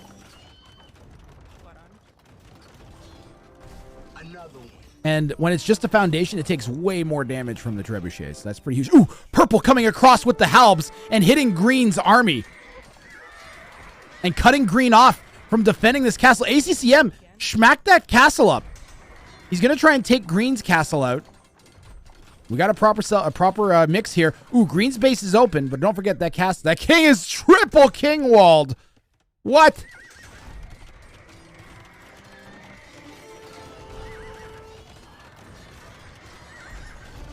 Yeah, green and pink. The thing is, green and pink don't want to let the other, each are not going to want to let the other one win. They're in a position where, like, you know, if you have green and blue throw themselves at each other, and you're pink, you kind of want that to happen. So green and pink going to want to hit each other while ACCM. This should be ACCM's game, guys. Because green and pink are just, they're never going to let the other one win. Because if they do, then they lose. And now we're going to get that castle foundation finished off. Which is good, because if the Rams had come in and started hitting that thing, it would have got ugly, ugly, ugly quick. And now ACCM can also start pressuring pink back off the backside of this. ACCM with a very firm foothold here in the middle. And cleared out a significant portion of green. Green is swapping to their own heavy cav archer hussar mix. The Halbs out from Juyhou. Magyars get a full tech tree. Get Halbs, Elite Skirm, Hussar, Paladin. I believe everything. I believe they have a full blacksmith too. Do they get arbs? I think they don't get arbalests is like the one thing. They do get heavy cav archers, so with extra range. 6 pierce armor is kind of crazy too. Ooh, blue being really aggressive here, pushing down into green's base. ACCM throwing the trebs down on the hill. They don't get last infantry armor or squires. They don't get squires? What?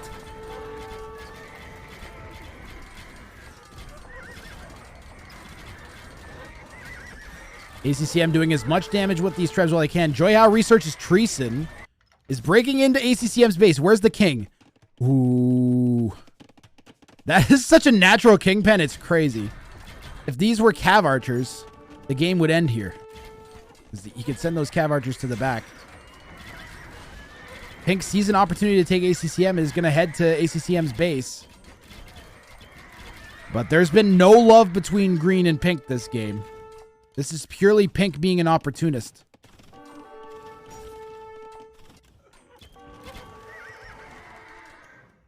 What happened earlier, guys? I mean, there's a lot of earlier Emperor Al Hassan. You can go back and watch in the VOD or wait till it goes up on YouTube if you want to see full coverage of everything. But the score is over there. This is game 3.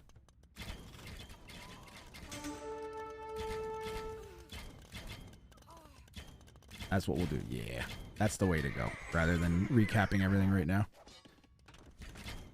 ACCM is a very strong foothold here in the center, but the capped Rams, so Magyars with a Halb Ram push against another Magyars. I would take the Magyar that has the Cav Archer mass in that situation most of the time, I think. We'll see how wrong I am. I think Juyhou might make another attempt on ACCM's king in a moment. Green's king is so safe, though. That's crazy. Pink's is pretty safe, too. ACCM is really the only one with somewhat of an exposed king. And, I mean, this is pretty protected. They've been mean to ACCM. Yeah. Juyhou in particular. Juyhou has spent most of this show match attacking ACCM. And it failed once, and then it paid off the second time, so. Hera always said in mirrors you'd need to spam the most powerful unit. What does Hera say about triple mirrors? This might be the first professional triple mirror game in history. I'm serious. Not this game, but this set, at least. Game 1 from this set would be the first triple mirror professional game, I think, in AoE2 history. Someone correct me if I'm wrong on that. Kind of crazy to see. We're making AoE history today. ACCM having the middle is a problem. Yeah, definitely a problem. I've seen some problems, and I've seen some problems, and this is. Let me tell you, this Cav Archer mass, that's a problem.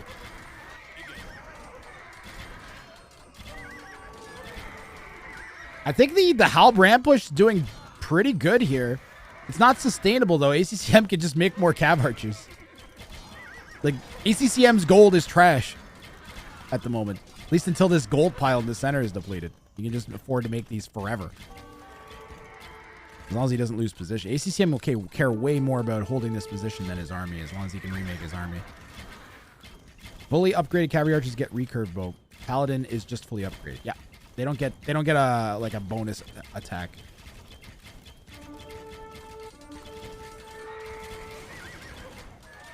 But these do get recurve bow. So they get +1 attack and +1 range. 8 range cavalry archers. And green is now coming to hit ACCM. I mean, green kind of makes sense. It kind of makes sense for both players to hit ACCM simply because he has the middle. But I still think green and pink should be more focused on each other. This is a wild matchup. We have the players balancing ACCM's skill level versus not like because if this goes to a game 4, then pink and green will be the least inclined to work with each other yet, I would think. Although here they might be actually more disinclined to work with each other. You guys mind if I'm considering changing ACCM to teal? Whenever these fights happen, I always struggle to see who's who. Juyhou gonna win that fight though. But we are standing underneath 3 castles the entire time this is happening. ACCM picks up on this forward siege workshop, keeping his king safe. He has onagers back at home too. Green and looks like green's prepping for a push into ACCM's base. What about pink and green? Pink and green are not attacking each other at the moment.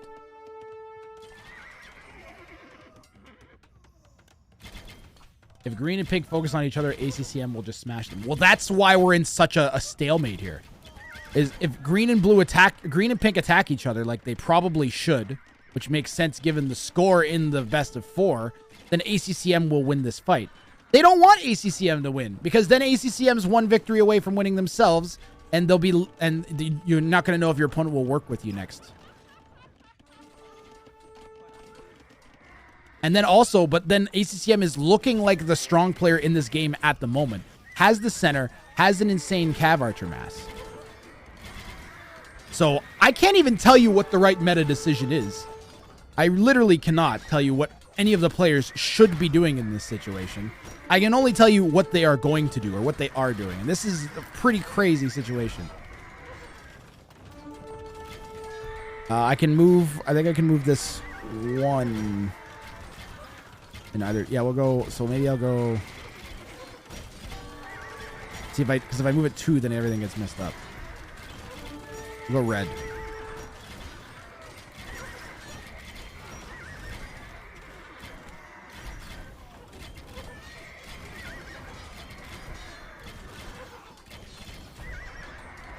It's the blue and purple we're getting to me, guys. I'm sorry. Red and pink and red and green is much better. Oh, red, green, colorblind people.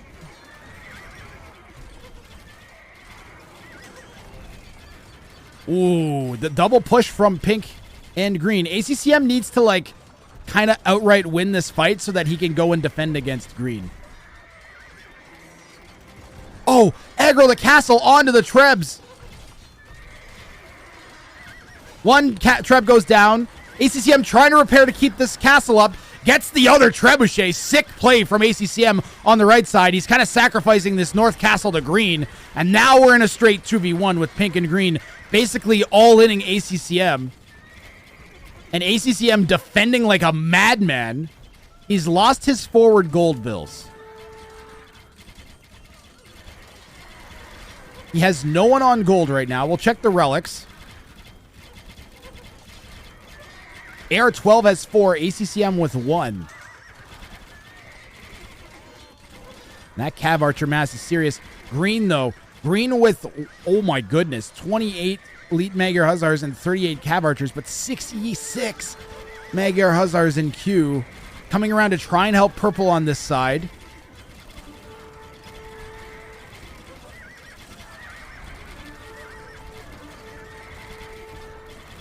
Wow. Yo, ACCM is just holding like a madman here. I don't know how long he can hold, though.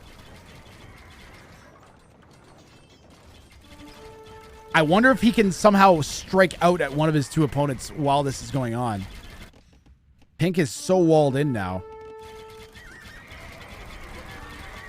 The thing is, if you're ACCM, you're not expecting to get all in this game. What's the... ACCM with 47 cav... ACCM's going to win this fight, guys. This is not a good fight for green. It just looks like it is, although the Trebs hitting the cav archers. The Trebs hitting the cav archers are definitely going to make this... Yeah, he's going to have to micro for sure. The Trebs are making a pretty significant contribution. ACCM has added halbs in too.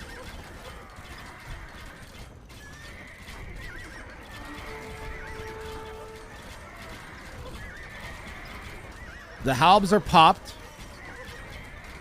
And are they going to hit this? Yeah, that's going to force the cav archers back. ACCM winning this fight against green after winning that fight against purple. The problem is now purple's going to be masked back up. Has elite Magyar and Hussars of their own. We're going to be able to send those out. And ACCM doesn't have a siege follow-up prepped.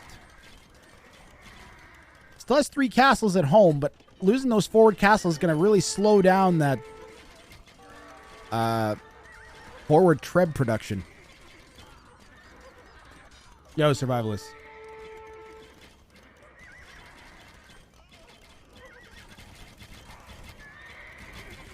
I'll tell you right now, if ACCM wins this game, it's going to be because he's playing, like, out of his mind. Ooh, the halb swinging in.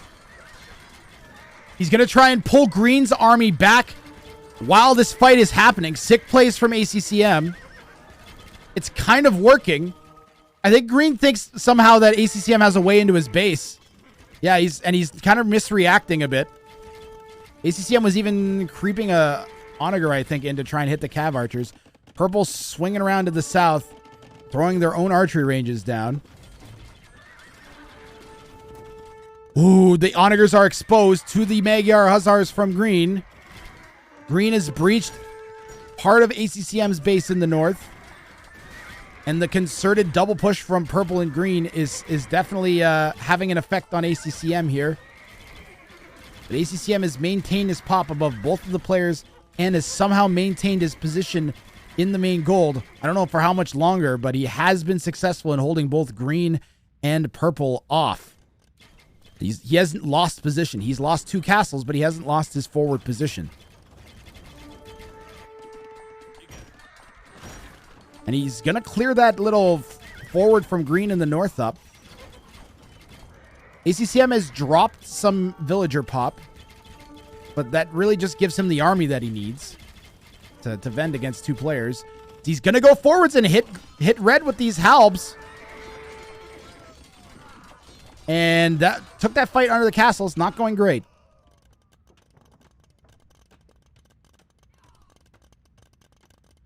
How does ACCM win this? Only by sniping kings. He could bank res, but AR12 is the one doing that at the moment. Juyhou a little bit.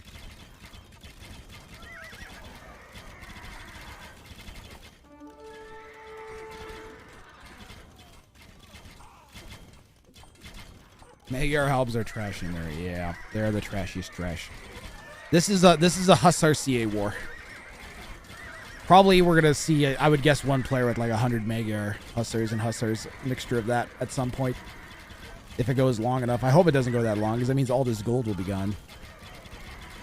Onager cut seemed to be an idea. Ooh, maybe you think that's what he was planning, Survivalist? He had Onagers really early on, though. He had Onagers super early to try and defend against things over his walls. I think he just added Onager because it's useful to have. Snippy would make 40 petards. Yeah, you have to ask yourselves, what would Snippy and Joey the Bonkerer do in this situation? Because they're crazy. They play off meta in the 1v, and they're really good at playing off meta in bad positions in the 1v1v1 format. Someone's base needs to be breached in order for the deadlock to be broken up. And it is a deadlock. You know what Pink could do, guys, is he's just slow creeping towards ACCM's base here in the southeast.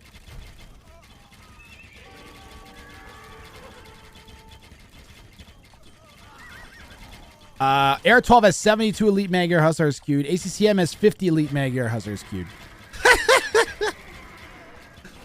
That's a lot of Magyar Hussars. AR12 is the only one with decent gold access. ACCM can't really take gold. You're going to lose this castle in a second with the green trebuchets roaming in.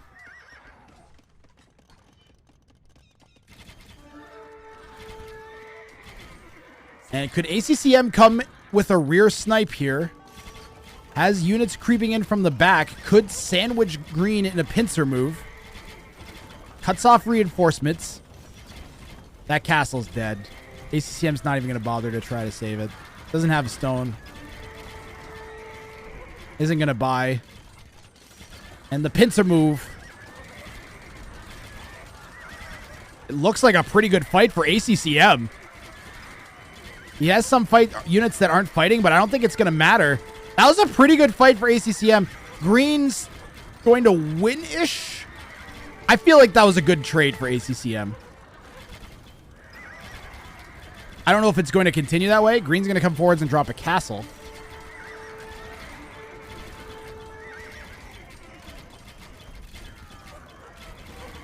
Juyhou banking res. Yeah, green and red need to think about purple, I think, at some point. They've forgotten about purple a little bit, and purple is just snatching res up and booming.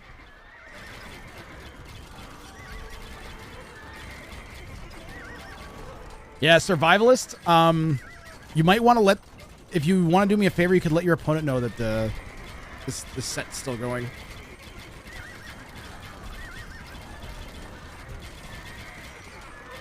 Are you good to wait, survivalist? I know it's a bit of an awkward time for you. You're watching? All right.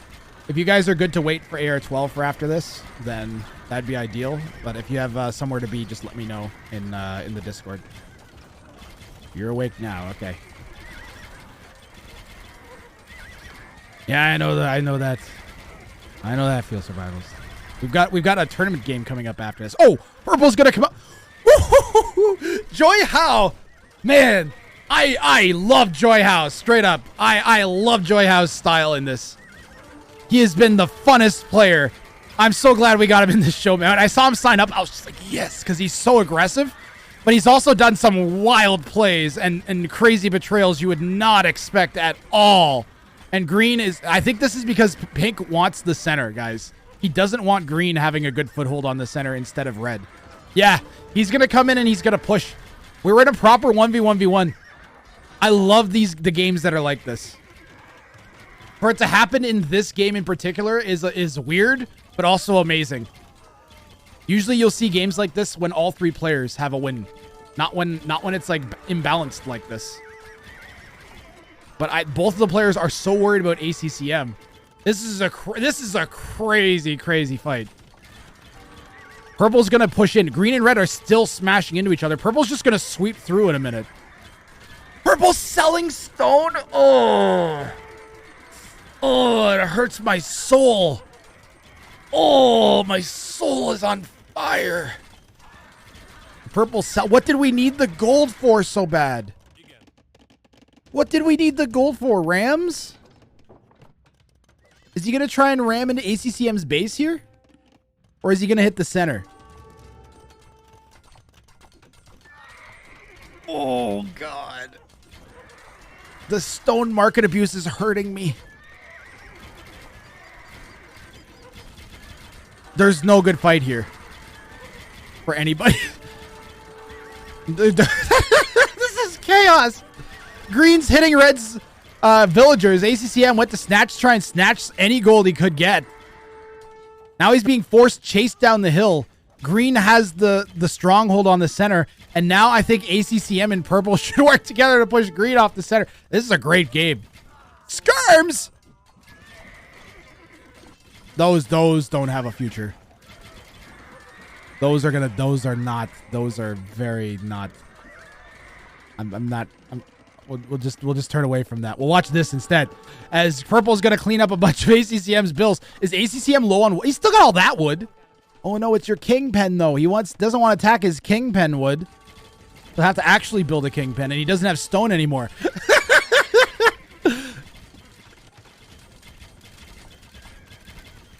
Purple set green up to win. It's looking a little bit like that, but I don't think purple wanted green to win.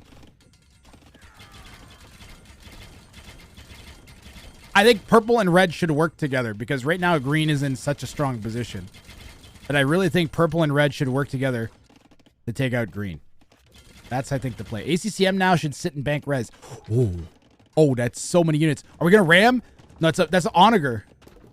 Why couldn't it have been a petard? All right. Oh, he onagers the base open. Sick plays from ACCM, and he's into green's base. Green and purple. Green's going to swing all of his army back. Juyhou says, who is winning? I have no idea.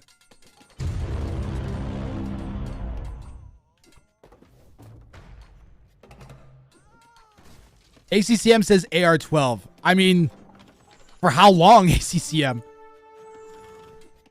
AR12 has the most res. No, Juyhou's winning. Look at the res bank for purple. I think green and purple just had a fight down here while this was happening. ACCM is full send looking for the king. It's not gonna, he has to get an onager but all the way here. And even then, he's still gonna have to break through a wooden wall. Green's throwing even more walls down around his king. Juyhou says, who's winning AR12? Put a little mustard on those walls. This has been such a great show match. This is oh, we got it. Oh, it's open again. Well, I mean, to ACCM's credit, now he knows exactly where green's king is going to be at all times. So if he can devise a plan to get to it. Right now, ACCM's king looks the most exposed. Like, purple has a lot between his king and other people's kings. ACCM, I feel like we've got like wall. Maybe not so bad. We've got layers. Onions have layers. All right.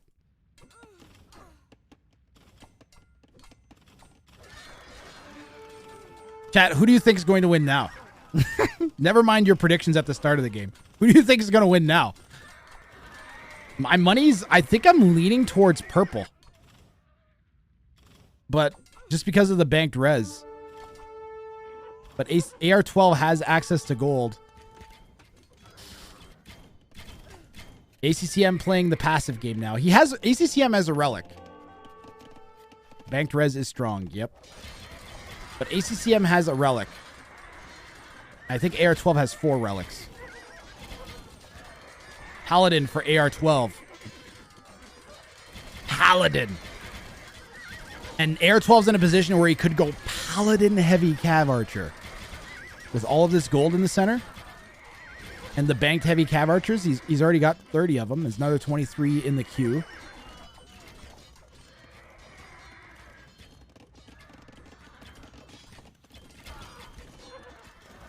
It's going to take ACCM and Juyhou to push at the same time. And that's just going to happen as a matter of consequence as one of the crazier matches I've ever seen continues.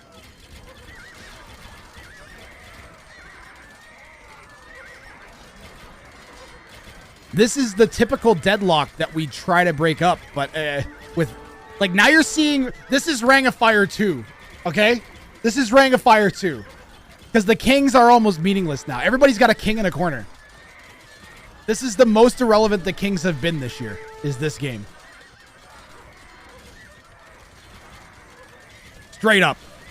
We might get to a point where the king snipe starts mattering again, and it might prevent a 6-hour game, but it ain't going to prevent this one. I got a bad feeling about Survivalist Mike Ultra. I'm sorry.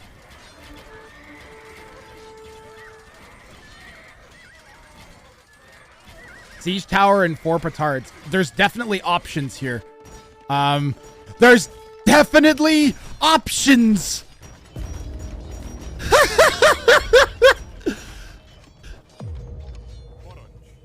You guys think that's enough rams? There's 20 rams. That's so many rams. Is green going to react? Green can't react, or ACCM will get the center back. This is so many rams. Green's going forwards? Maybe he doesn't notice. I don't know if AR12 notices this. He's busy taking this fight against ACCM. And just as I was talking about how we have enough gains stretching out, or this game might be one that stretches out, here's Juyhou with 30 capped rams trying to break into AR12's base. AR12, I think, has finally noticed, is pulling back from the center as he sees the attempt on his king.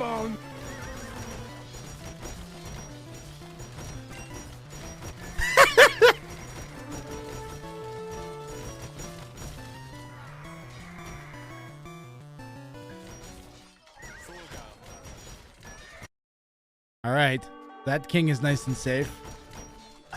Purple's king is nice and safe. This is the one that we gotta watch out for. AR12 is gonna pull back his entire army to try and save this, but Juyhou has his entire army in AR12's base, and here come the Rams.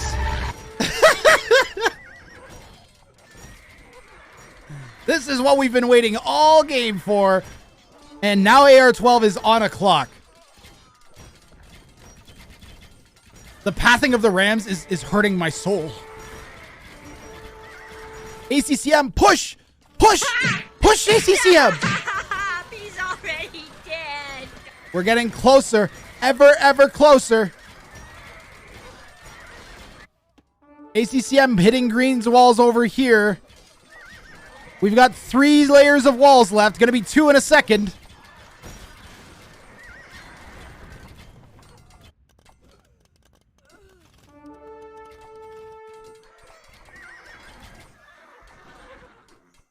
We still got 2 capped rams live. Why is Green falling back? Why is Green falling back? Just 2 gates away here.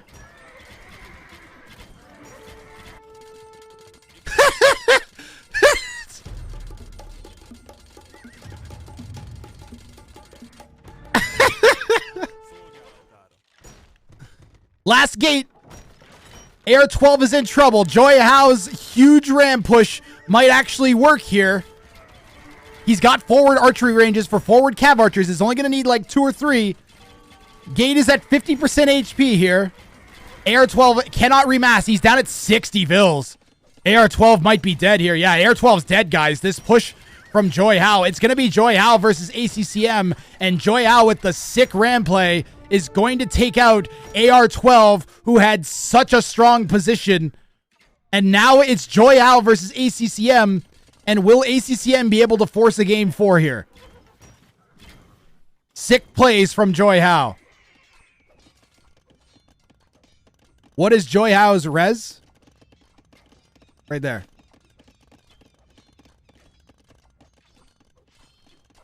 Do castles auto-delete? No. Why would castles auto-delete?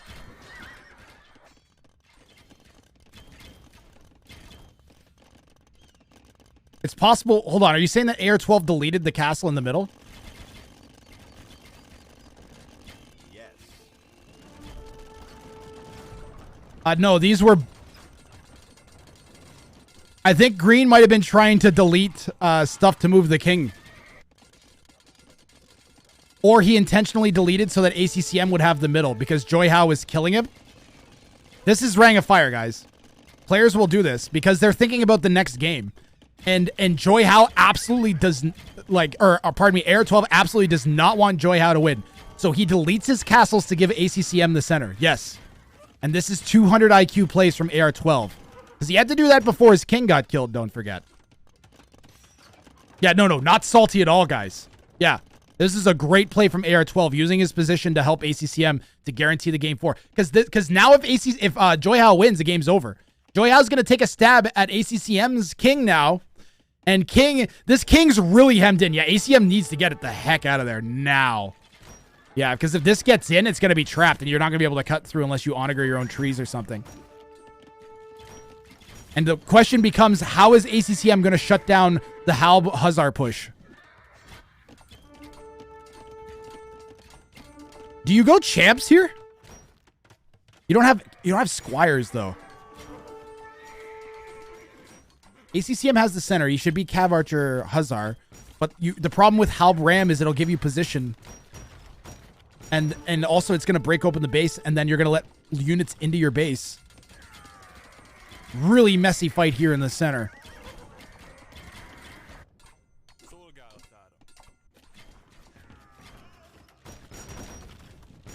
ACCM's base is open. It's open. We've not seen Treason researched in a while. If you surround your kings with rams, would it block arrows to the king? Ooh.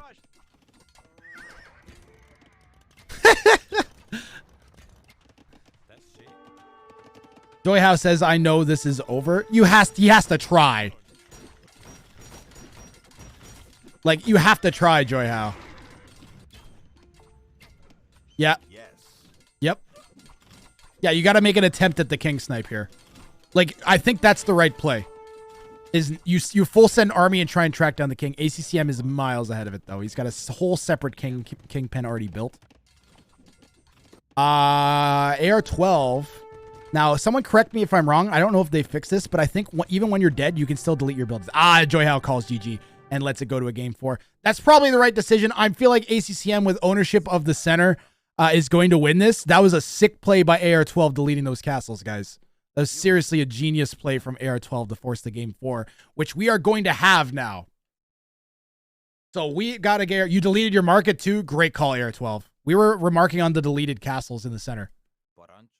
But yeah, great call from AR12 to hand ACCM this game once he was in a losing position. Sick. That was one of the best games we've had so far in the tournament. Wasn't even in the tournament. It's a show match. It was a show match. And we still got the last game of it. So you guys that are just coming into the stream, your timing could not be better. Because we have this game. We've got a 1v1 between Survivalist AR12 and Mike Ultra. And then we've got a 2v2v2 with Tato and Doubt taking on Madri and Ganji and Wisnatic and Arg. Stay here. This is the best content that I'm going to have probably this year, if I'm being quite honest with myself. We'll take a quick peek at the stats for this game. I particularly want to look at the kill-death ratio.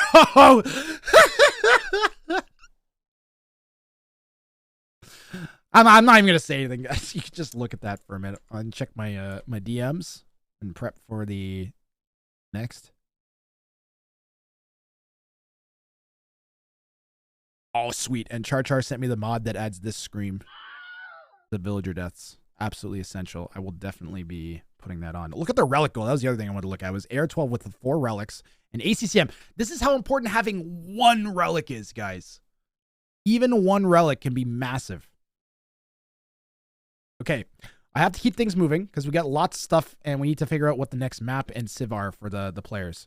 So I'm going to take Magyars off this list. I'm going to hit my scary, tense music, and we're going to spin to see what the next mirror matchup is going to be. This is for game 4 of this set. We are going to have either Vikings or an Aztec mirror. We are going to have an Aztec mirror. So the second meso mirror of this set.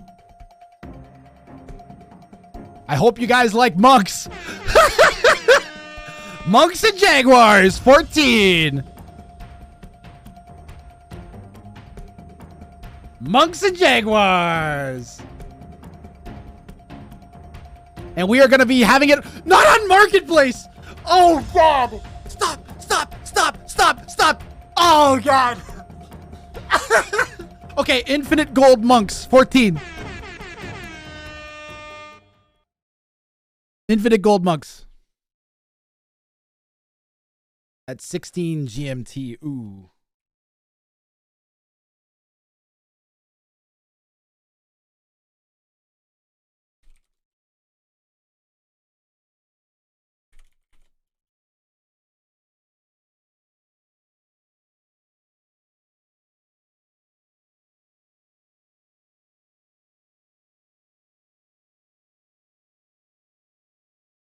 Go Socotra.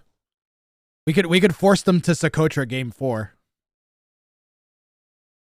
You guys want to force them to Socotra? ACCM may have a game after that he needs to play, and we've got our own games that we're trying to line up.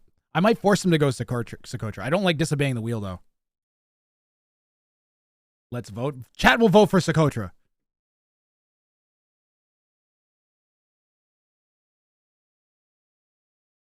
Yeah, Socotra might end too fast and be disappointing. We will obey the show match. Survivalist says go, go, go, Socotra.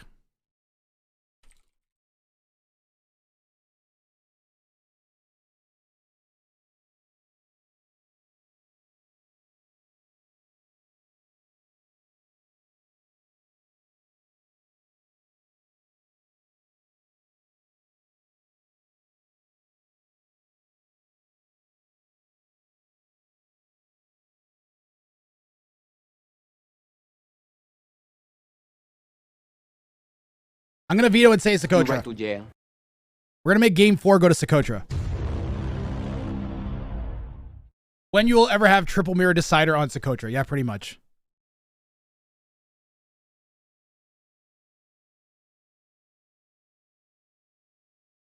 In my experience, even the hardiest Socotra game ain't going to go past like 40 minutes in real life. Even the most insane Socotra game ever isn't going to make it that much further than that. If only it was Goths. No, Aztecs is good enough. Aztecs is good enough. The meta will be castle drop into Jags, right? Maybe Arbs, maybe Archers.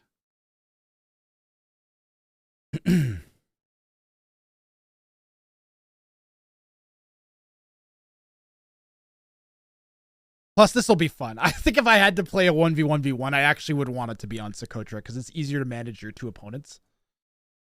And it's just it's just going to be over faster.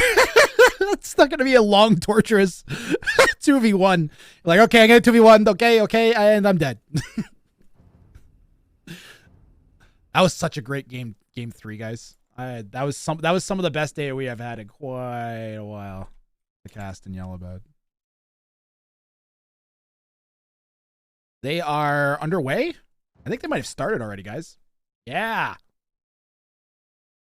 Update score, please. Thank you. All right. Game 4 of ACCM versus Juyhou and AR12 is going to be on Socotra.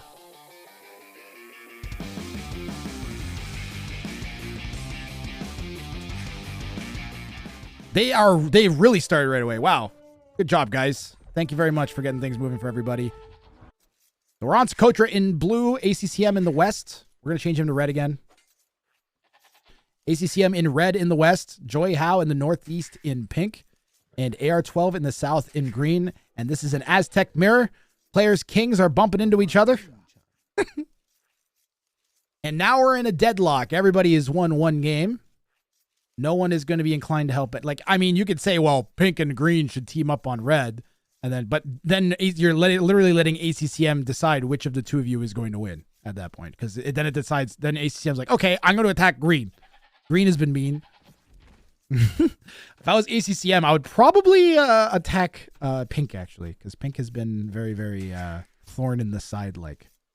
How distributed are the... Oh, we actually got a really decent distribution of the town centers. Green and pink are slightly closer to each other. But they have a hill between each other, too.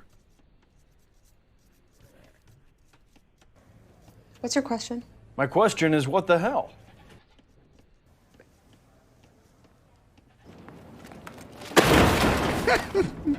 Ron Swanson does not like triple mirror Socotra. Remember, kings are ungarrisonable. You cannot garrison the kings, so there's very little places to hide on Socotra. Although we are not going to have the cavalry archer sniping problem that you would normally have. And I wonder if we're going to go forward and try and lame. It's too late, AR12. Juyhou brought that boar in right away. Usually what I do on Socotra is I'll do a modified build where I bring in my boar after my 6 sheep. So I'll do 6 sheep and then 7th build a boar. And then I'll go to wood. Might be having a bit of a lag spike here. Guys, vote with channel points. Who do you think is going to win game 4? Who do you think is going to win game 4? And keep in mind, we've got a round of 81 game with Survivalists and Mike Ultra and AR12 coming up. And we also have a 2v2v2 show match between Tato and Gout, Donji and Madri, and Arg and Wisenatic are the 3 teams in that 2v2v2.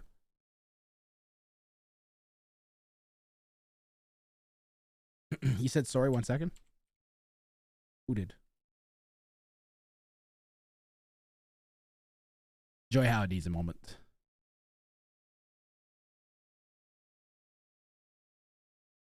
I wonder if it's possible to add some extra pop mechanics in this mode to help the 1v2. What do you mean? Like give players like extra pop if they have 2 players attacking them or something? If you've had a notification from both of the opponents in the past 5 minutes, you get an extra 10 pop.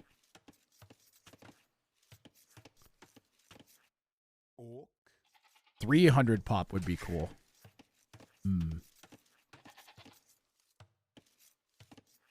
It might actually work better. You can do that with triggers on custom. Then people don't stockpile as much. That's true, yeah. If we had a higher pop survivalist, then the players would spend the res on making more army, which would be more fun for us, right? So maybe we should go up and pop. That would be something to consider. I'm going to throw that down in the notes. I'm going to throw that down in the notes. I'm keeping notes from the tournament this year. Come on, I'll get something in. King threatened by AR12. I think that was just the Eagles.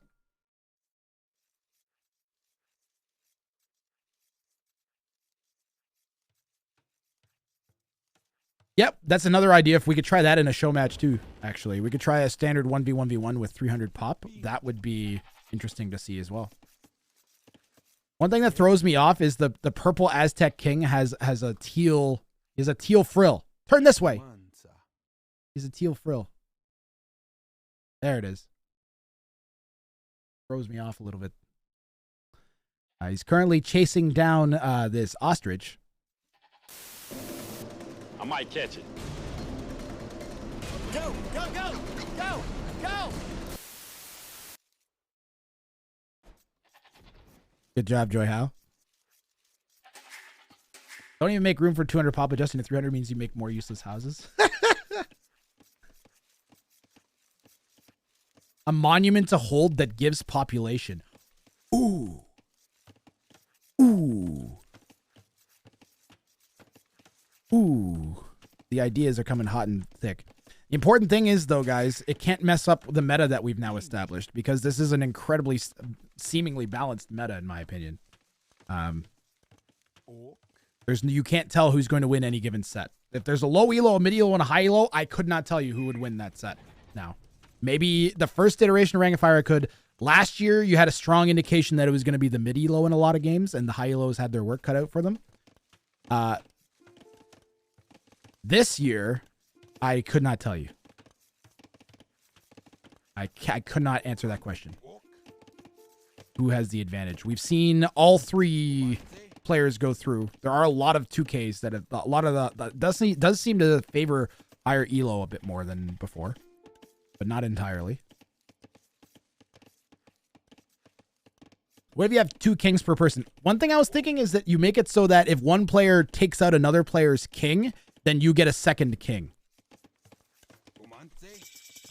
So if you snipe one of the other player's kings, then you gain a king. So then now you're twice as hard to kill. Like many people here, I'm working right now, and I just want to say thanks for making me less productive. Watching this is the best way to work from home. Thank you very much. And I also saw another comment I want to call out. Scarlet Matt 8, thank you very much for the compliment. I'm glad you're enjoying. I'm glad everybody's enjoying. This is the best I can do for AoE content, I think. Until I get better at casting 1v1s, or better at the game for casting 1v1s at least. King gives a gold bounty. I mean, there is advantage. Yeah, you could get, like, if you kill the king, you get a bunch of gold. That could work too. I had someone suggest that if you kill another player's king, that their army should become your army. So it's like a one-time power spike. So if you're at like 200 pop, you kill the opponent, you get like an extra like 30 pop until they die. Stealing all enemy units / resources when you snipe would make it much less resourcey. I think, yeah, and that was the other thing, is you could take the player's resources. So if you snipe a king, you get to take their resources. I think that would work too. Thank you, Hassan. Range is for AR12 at the front. One range? I thought I saw second range. Did I see someone else with a range? couldn't because the other two were in feudal. ACCM with 2 boars. ACCM stole Juyhou's boar? No, he didn't.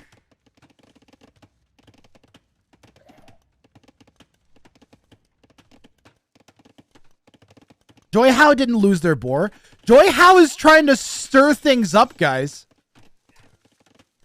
ACCM says AR12, and then ACCM says I took my boar only. So now Juyhou has pitted ACCM and AR12 against each other, and he's guaranteed that AR12 is going to work with him.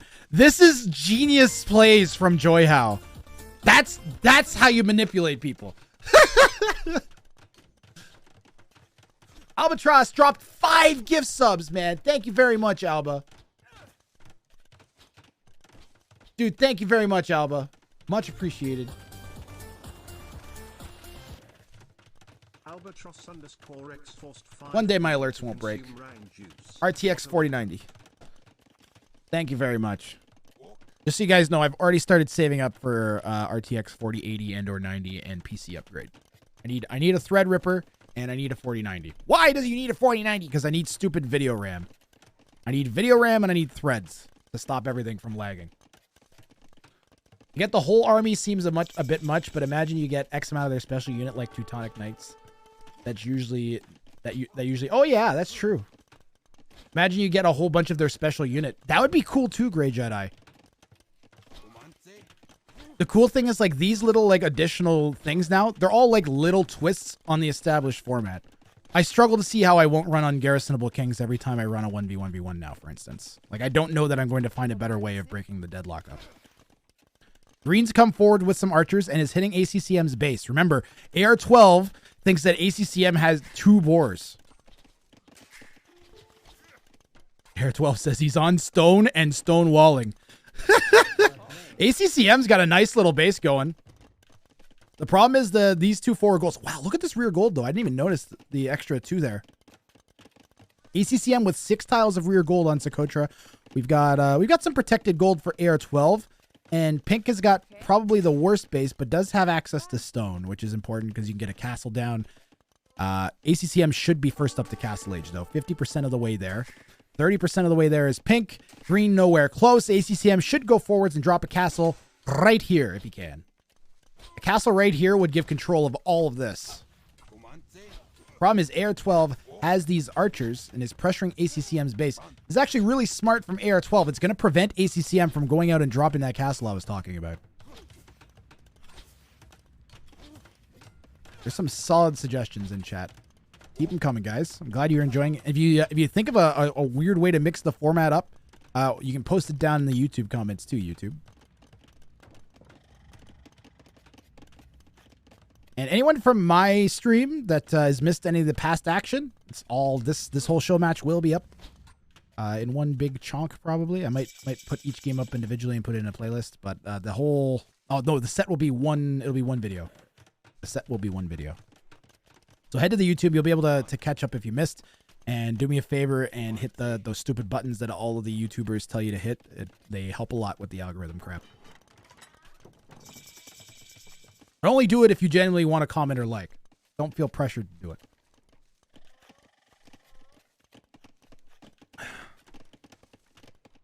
Strip 1v1v1. Every time you lose a villager, off comes a piece of clothing. All right. I guess I'm gonna...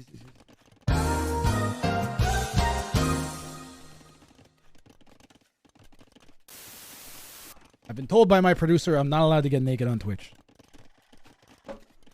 YouTube algorithm is the stupidest shit you can interact with on the internet. Have you tried the Twitch discovery algorithm?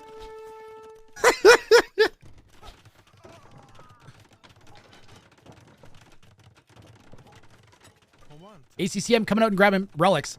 One thing I've not covered enough. This is the relic locations, guys, and they're pretty critical because Aztecs actually get 33% extra gold from their relics. There's that. Wow, what? So purple went forwards. Green established map control for purple, who went forwards to drop this castle on all of this red. This should have been here. Oh, I hate that castle. I guess it protects the relic, but I hate this castle, guys.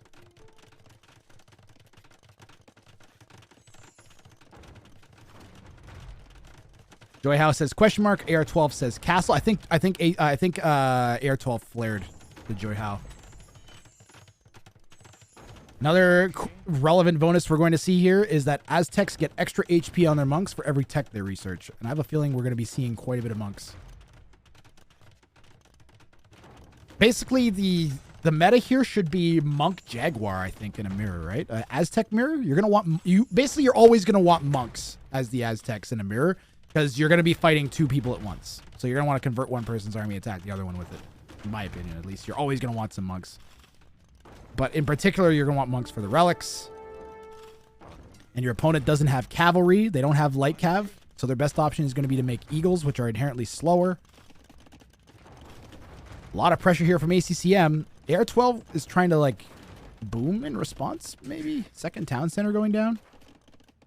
Pink content with having map control, and I see a siege tower.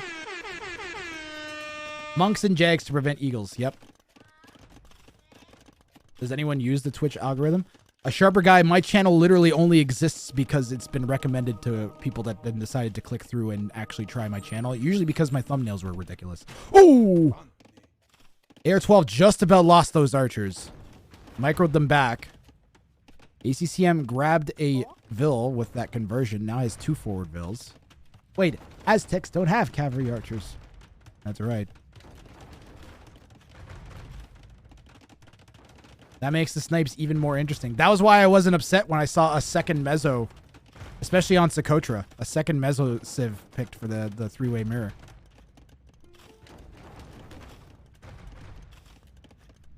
He's monk siege pushing here. What time are we at here? 15:45. We're half an hour past, or we're already 45 minutes past when the Wrang Fire match was supposed to start. And then the 2v2v2 is supposed to start in about 15 minutes. Although I did say that was approximate to them. I told them it would be happening after the survivalist game, so.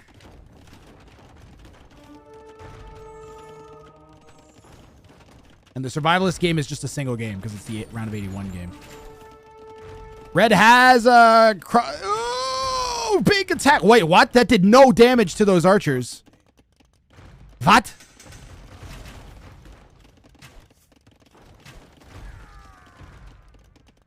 What?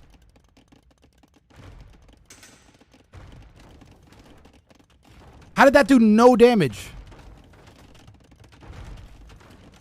The Vil took all of that. Has to be a bug. I don't know how those archers didn't take damage there. That's kind of crazy. Does the Vil die to the mango hit? Where maybe the archers were microed onto the spot after the hit? That was weird. Juyhou is imp first and has a Treb out. He's going to try and take out ACCM's forward castle. Green has a Mangonel to defend. ACCM has redemption, though. That town center is going to go down in a minute to the triple Mangonel barrage from ACCM. ACCM is going to have to start worrying about pink, though. Archers right here would take that out. You think that's them due to them fixing the Shravamsha bug? Oh, champ! Where's the siege tower going? Is it going to go to red or is it going to go to pink? What is AR12 gonna do?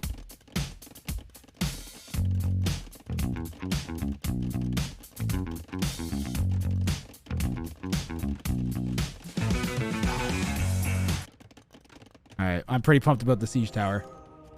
That castle is going to go down, I think. Unless we get some lucky mango shots here. But Juyhou has redemption too. Dude, Clemspec, thank you very much for the sub. You guys want to support the stream, you can always sub for free using Twitch Prime. That way it doesn't cost you any money. Don't feel obligated to. The content is free. It is much appreciated and helps keep the channel going. And any cash I get gets saved and put aside. Either gets spent on rent, groceries, or saved and put aside for graphics cards. But thank you very much for the Prime, Clemspec. Anything that keeps me streaming as much as I possibly can. Do we have that tech where we can convert monks? And the monk's trying to convert the monk that's converting the monk. And the monk converts the monk. And then the monk is deleted. Or shot by the castle. I don't know which. How far away is ACCM from Imp? He is miles away. ACCM going for monk conversions. Both players trying to convert all of each other's things. ACCM is just absolutely eating these treb shots to his castle. And the treb just trebbed his mangonel. Jaguar is out for Juyhou now, who is now Jaguar monk.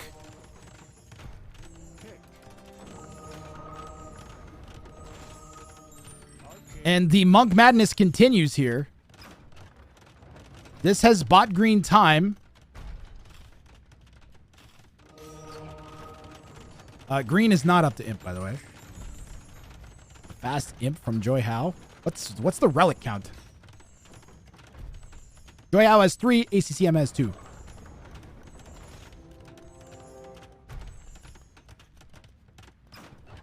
Insert MBL rant. Yeah, block printing here will give the extra range on these monk conversions, and that is just going to be disaster for ACCM. He's going to have to like dive with the monks and then win the fights with the dives, which is difficult, especially when Juyhou can micro back and pull the monks into the castle like he's doing right now. ACCM somehow made it to Imp? How the f***?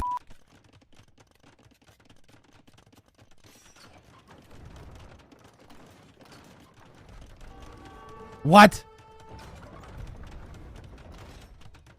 That's crazy. ACCM needs monk upgrades. He's selling to grab them. We've got Theocracy. We've got Illumination. Not block printing ACCM. There's block printing. Theocracy, Illumination, block printing. All coming in for ACCM. He needs to keep that castle up. And then he needs to push back against purple. And then maybe we can go hit green. Because we did a bunch of damage to green. ACCM has worse eco than either of his opponents. But with monks, there's always the possibility of converting your opponent's economy if you manage to get any kind of position on them. Like you can go forwards and convert vills if he wins this fight. He's going to have to win this fight, though. Monks aren't moving. The vills are coming out. ACCM grabs a pair of conversions, has a mangonel that gets converted that hit those, and now the mangonel is going to hit the vills and the monks. And more conversions here for Juyhou, snowballing quickly. Going for the redemption conversion on the mangonel, gets it. Vill's repairing the trebs. Purple might lose this castle too in a moment. Jaguar is being added in by Juyhou, our good call. And now we got a redemption conversion on that trebuchet, and we redemption converted the mangonel. There's so many conversions. ACCM lost all of his monks. Now gonna batter down his former own trebuchet with his villagers and also his mangonel that is now Juyhou's mangonel. And now he converts that mangonel. Has been on both teams 5 different times. Now it's back on Juyhou's team. Takes a shot at ACCM's monks. And here comes AR12 with the crossbows. And he's going to absolutely wipe up everything.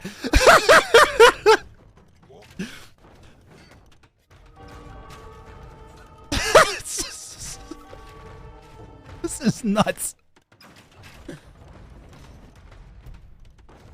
Oh, I'm so glad we decided to put this on a Socotra.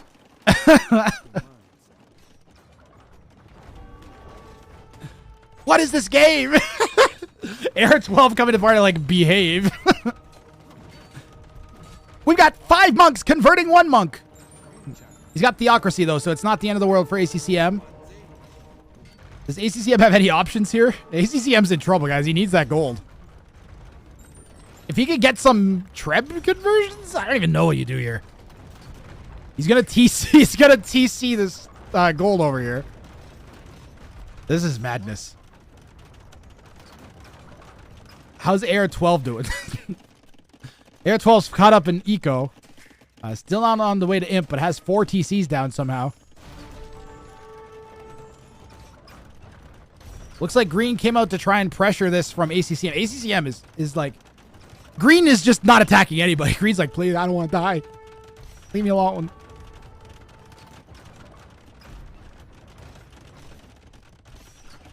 This game's great. With what gold? Does purple still? Purple's got gold in their walls in addition to all this gold. Purple could switch into eagles but then, yeah, purple could kill ACCM with eagles. You could kill both players with eagles. Neither one of them have a castle right now. They can't make jags.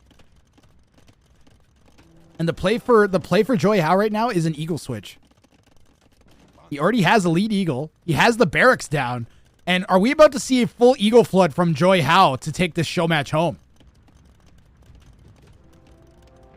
Yeah, we're going to go full eagle switch here. Whoa. And green and red, right, might be dead. This siege tower is way more important than AR12 realizes. Where's Juyhou's king? It's just chilling in the middle of his base.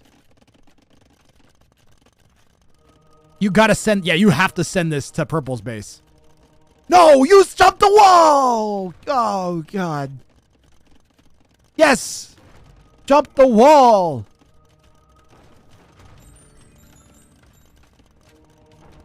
Red and green kind of fighting down here. Not really. Green, I think just like let ACCM have that. Go snipe purple. All right. Full dive with the crossbows. Here we go. The siege tower drop. The king is right there. AR12 is in castle age. Cannot research treason. He could ask Juyhou. Oh, he hits imp. He has enough gold for treason. Doesn't have a castle. He doesn't have a castle, guys. He might get the king anyways. Juyhou is not reacting. No reaction from Joy. Hit the king. It's right there. What are you doing? Why?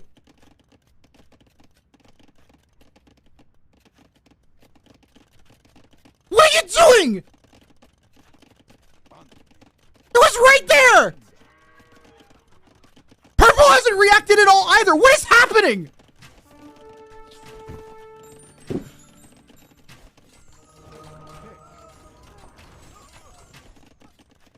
This is ridiculous!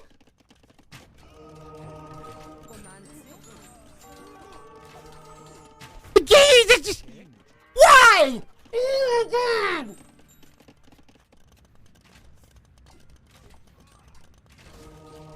It's still good. It's still good. It's good. I know.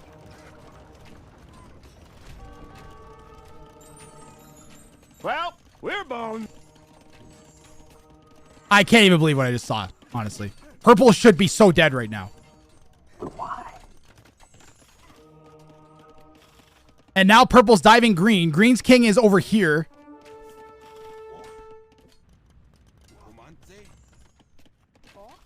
These are gonna just kill green the old-fashioned way. Purple's going to win the old-fashioned way. All those archers are dead now. I am so mad right now.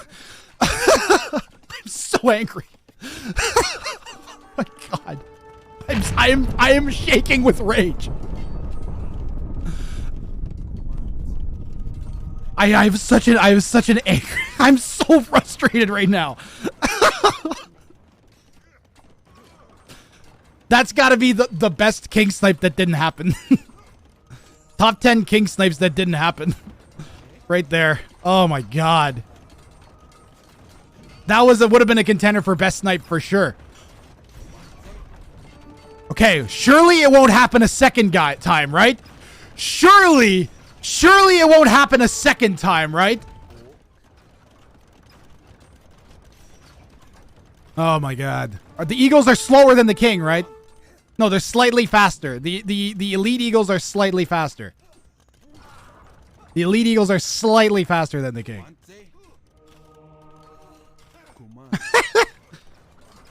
Juyhou's got to be careful here. Oh no! He's gonna get cornered. You got a micro. One thing you got to be careful is your king actually stops moving when it gets hit. Ooh, the blocks. Block. Gotta get a block down. No! Gotta get a block down. Gotta block. Gotta block. Green is swarming. The king's gonna die in a second. Purple's gotta swarm with his own eagles. Wow, he saves the king. A sick save there. You guys missed nothing. Don't worry. The missiles were before and after the sick part. A sick save from purple. And now he's gonna wall that king in properly. Green, you potato. ACCM has used this opportunity to add some ego back up to 62 vills. As he has one jaguar. Oh, he made a castle. ACCM has a castle. He's not out of this yet. Problem is, his castle doesn't protect anything except his king. And now we got Eagle Flood. Juyhou shift clicks Treason. That's one way to spend gold, let me tell you.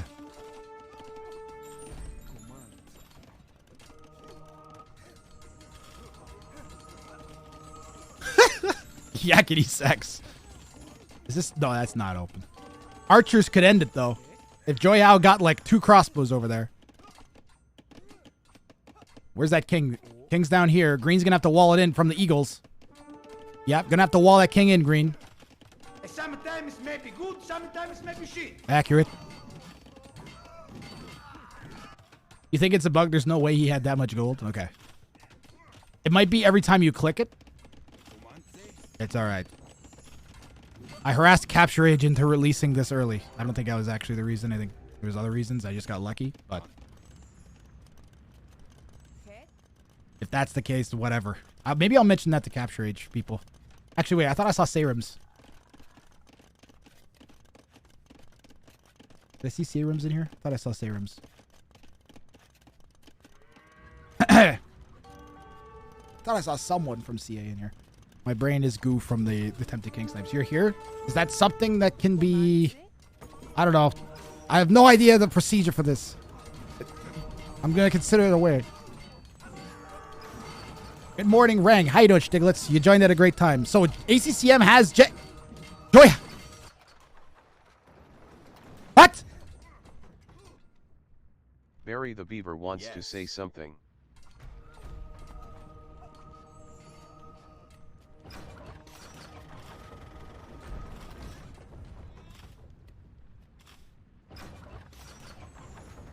I missed the snipe, guys. I'm sorry.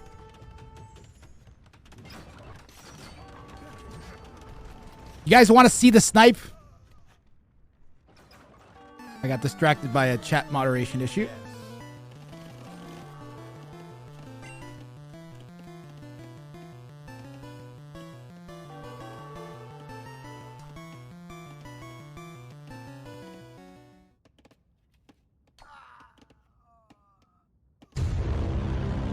That'll do it.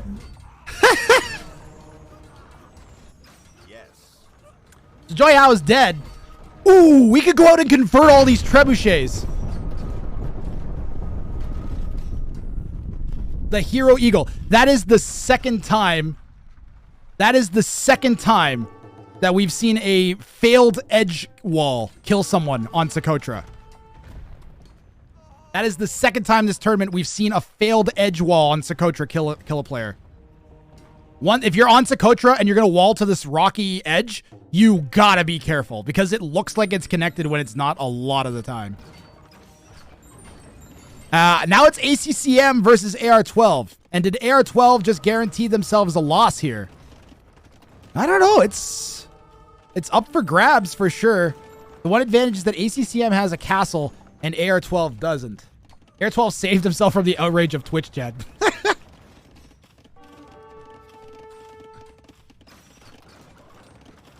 Just look at their pops. Yeah. Juyhou must be mad. Juyhou had this game in the bag, man. Juyhou had this. This was Juyhou's game to lose. And now we've got Eagle flooding from ACCM. And we've got nothing from AR12. What does AR12 do, guys? What can AR12 do here? Does he have stone? He's going to try to get back onto his farms here. How did Purple have so much more vills than the other two? He pressured the whole match, Wrang Jangler. What's worse, he didn't attack AR12 at all this match.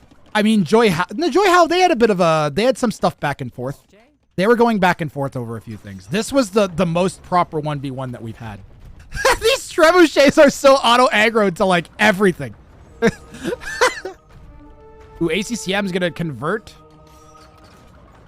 some of Juyhou's units here. Get some free army. He could go and convert all the vills. Ooh. Ooh, there's a lot of eco just sitting there, ACCM, and trebuchets.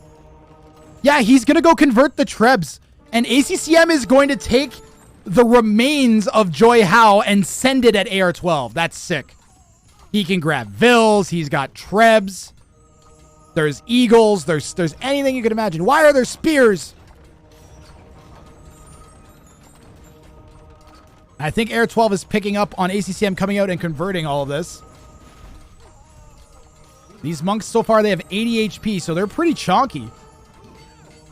A big issue for AR12 is going to be the lack of castle for AR12. Like, AR12 needs Jaguars desperately, or they're going to have to go ARBs. And then ACCM goes Eagles and GG. Why is this packing? What?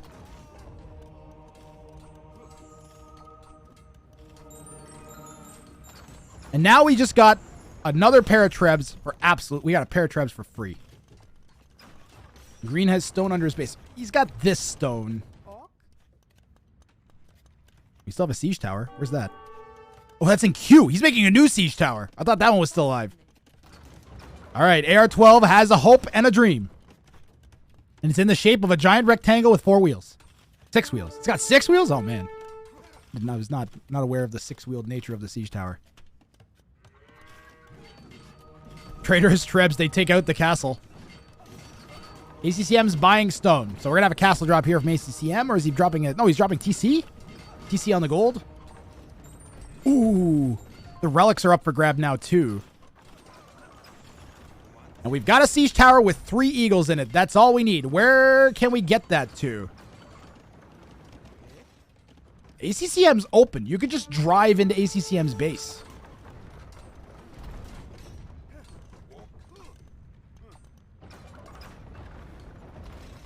Just passing.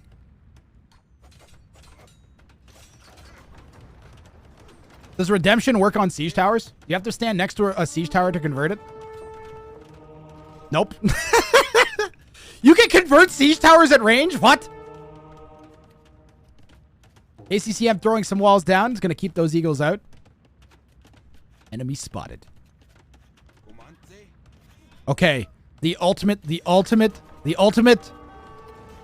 win here for ACCM is if he somehow uses the siege ram to snipe the king. If he can send this siege ram and somehow get units over. Siege tower shouldn't be converted at range. Nah, it makes no sense. I think this was in anticipation of a potential Onager cut. And AR12 is coming out to fight the siege tower.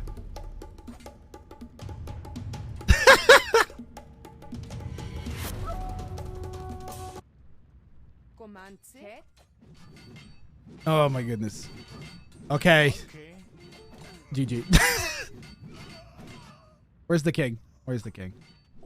AR12 feeds his king into the eagle, and ACCM comes away the victor of this show match, coming from 0-2 basically, as both of his opponents had a victory. ACCM with the come from behind 2 victory in a row, comeback victory here at the Wrang of Fire 4 show matches. A triple mirror show match here at Wrang of Fire 4 ends with an ACCM victory. Congratulations, ACCM. Can we get a Grath salute for Juyhou in particular? Like, AR12, you played great too. No shame to AR12, but Juyhou with some exciting plays throughout this set. Made this truly fun. ACCM's skill definitely on display. And AR12 came with a strategy and used that strategy very, very effectively to get themselves this far into the show match. That was some excellent content. I thoroughly enjoyed casting that. I hope you guys enjoyed watching that show match. There's the conversions that we all wanted to see. 71 conversions. He converted more than his pop at the end of the game. Okay, barely more than his. He barely has more pop than conversions. Oh, man, that was great. That was great. Let's update that scoreboard. ACCM, our victor.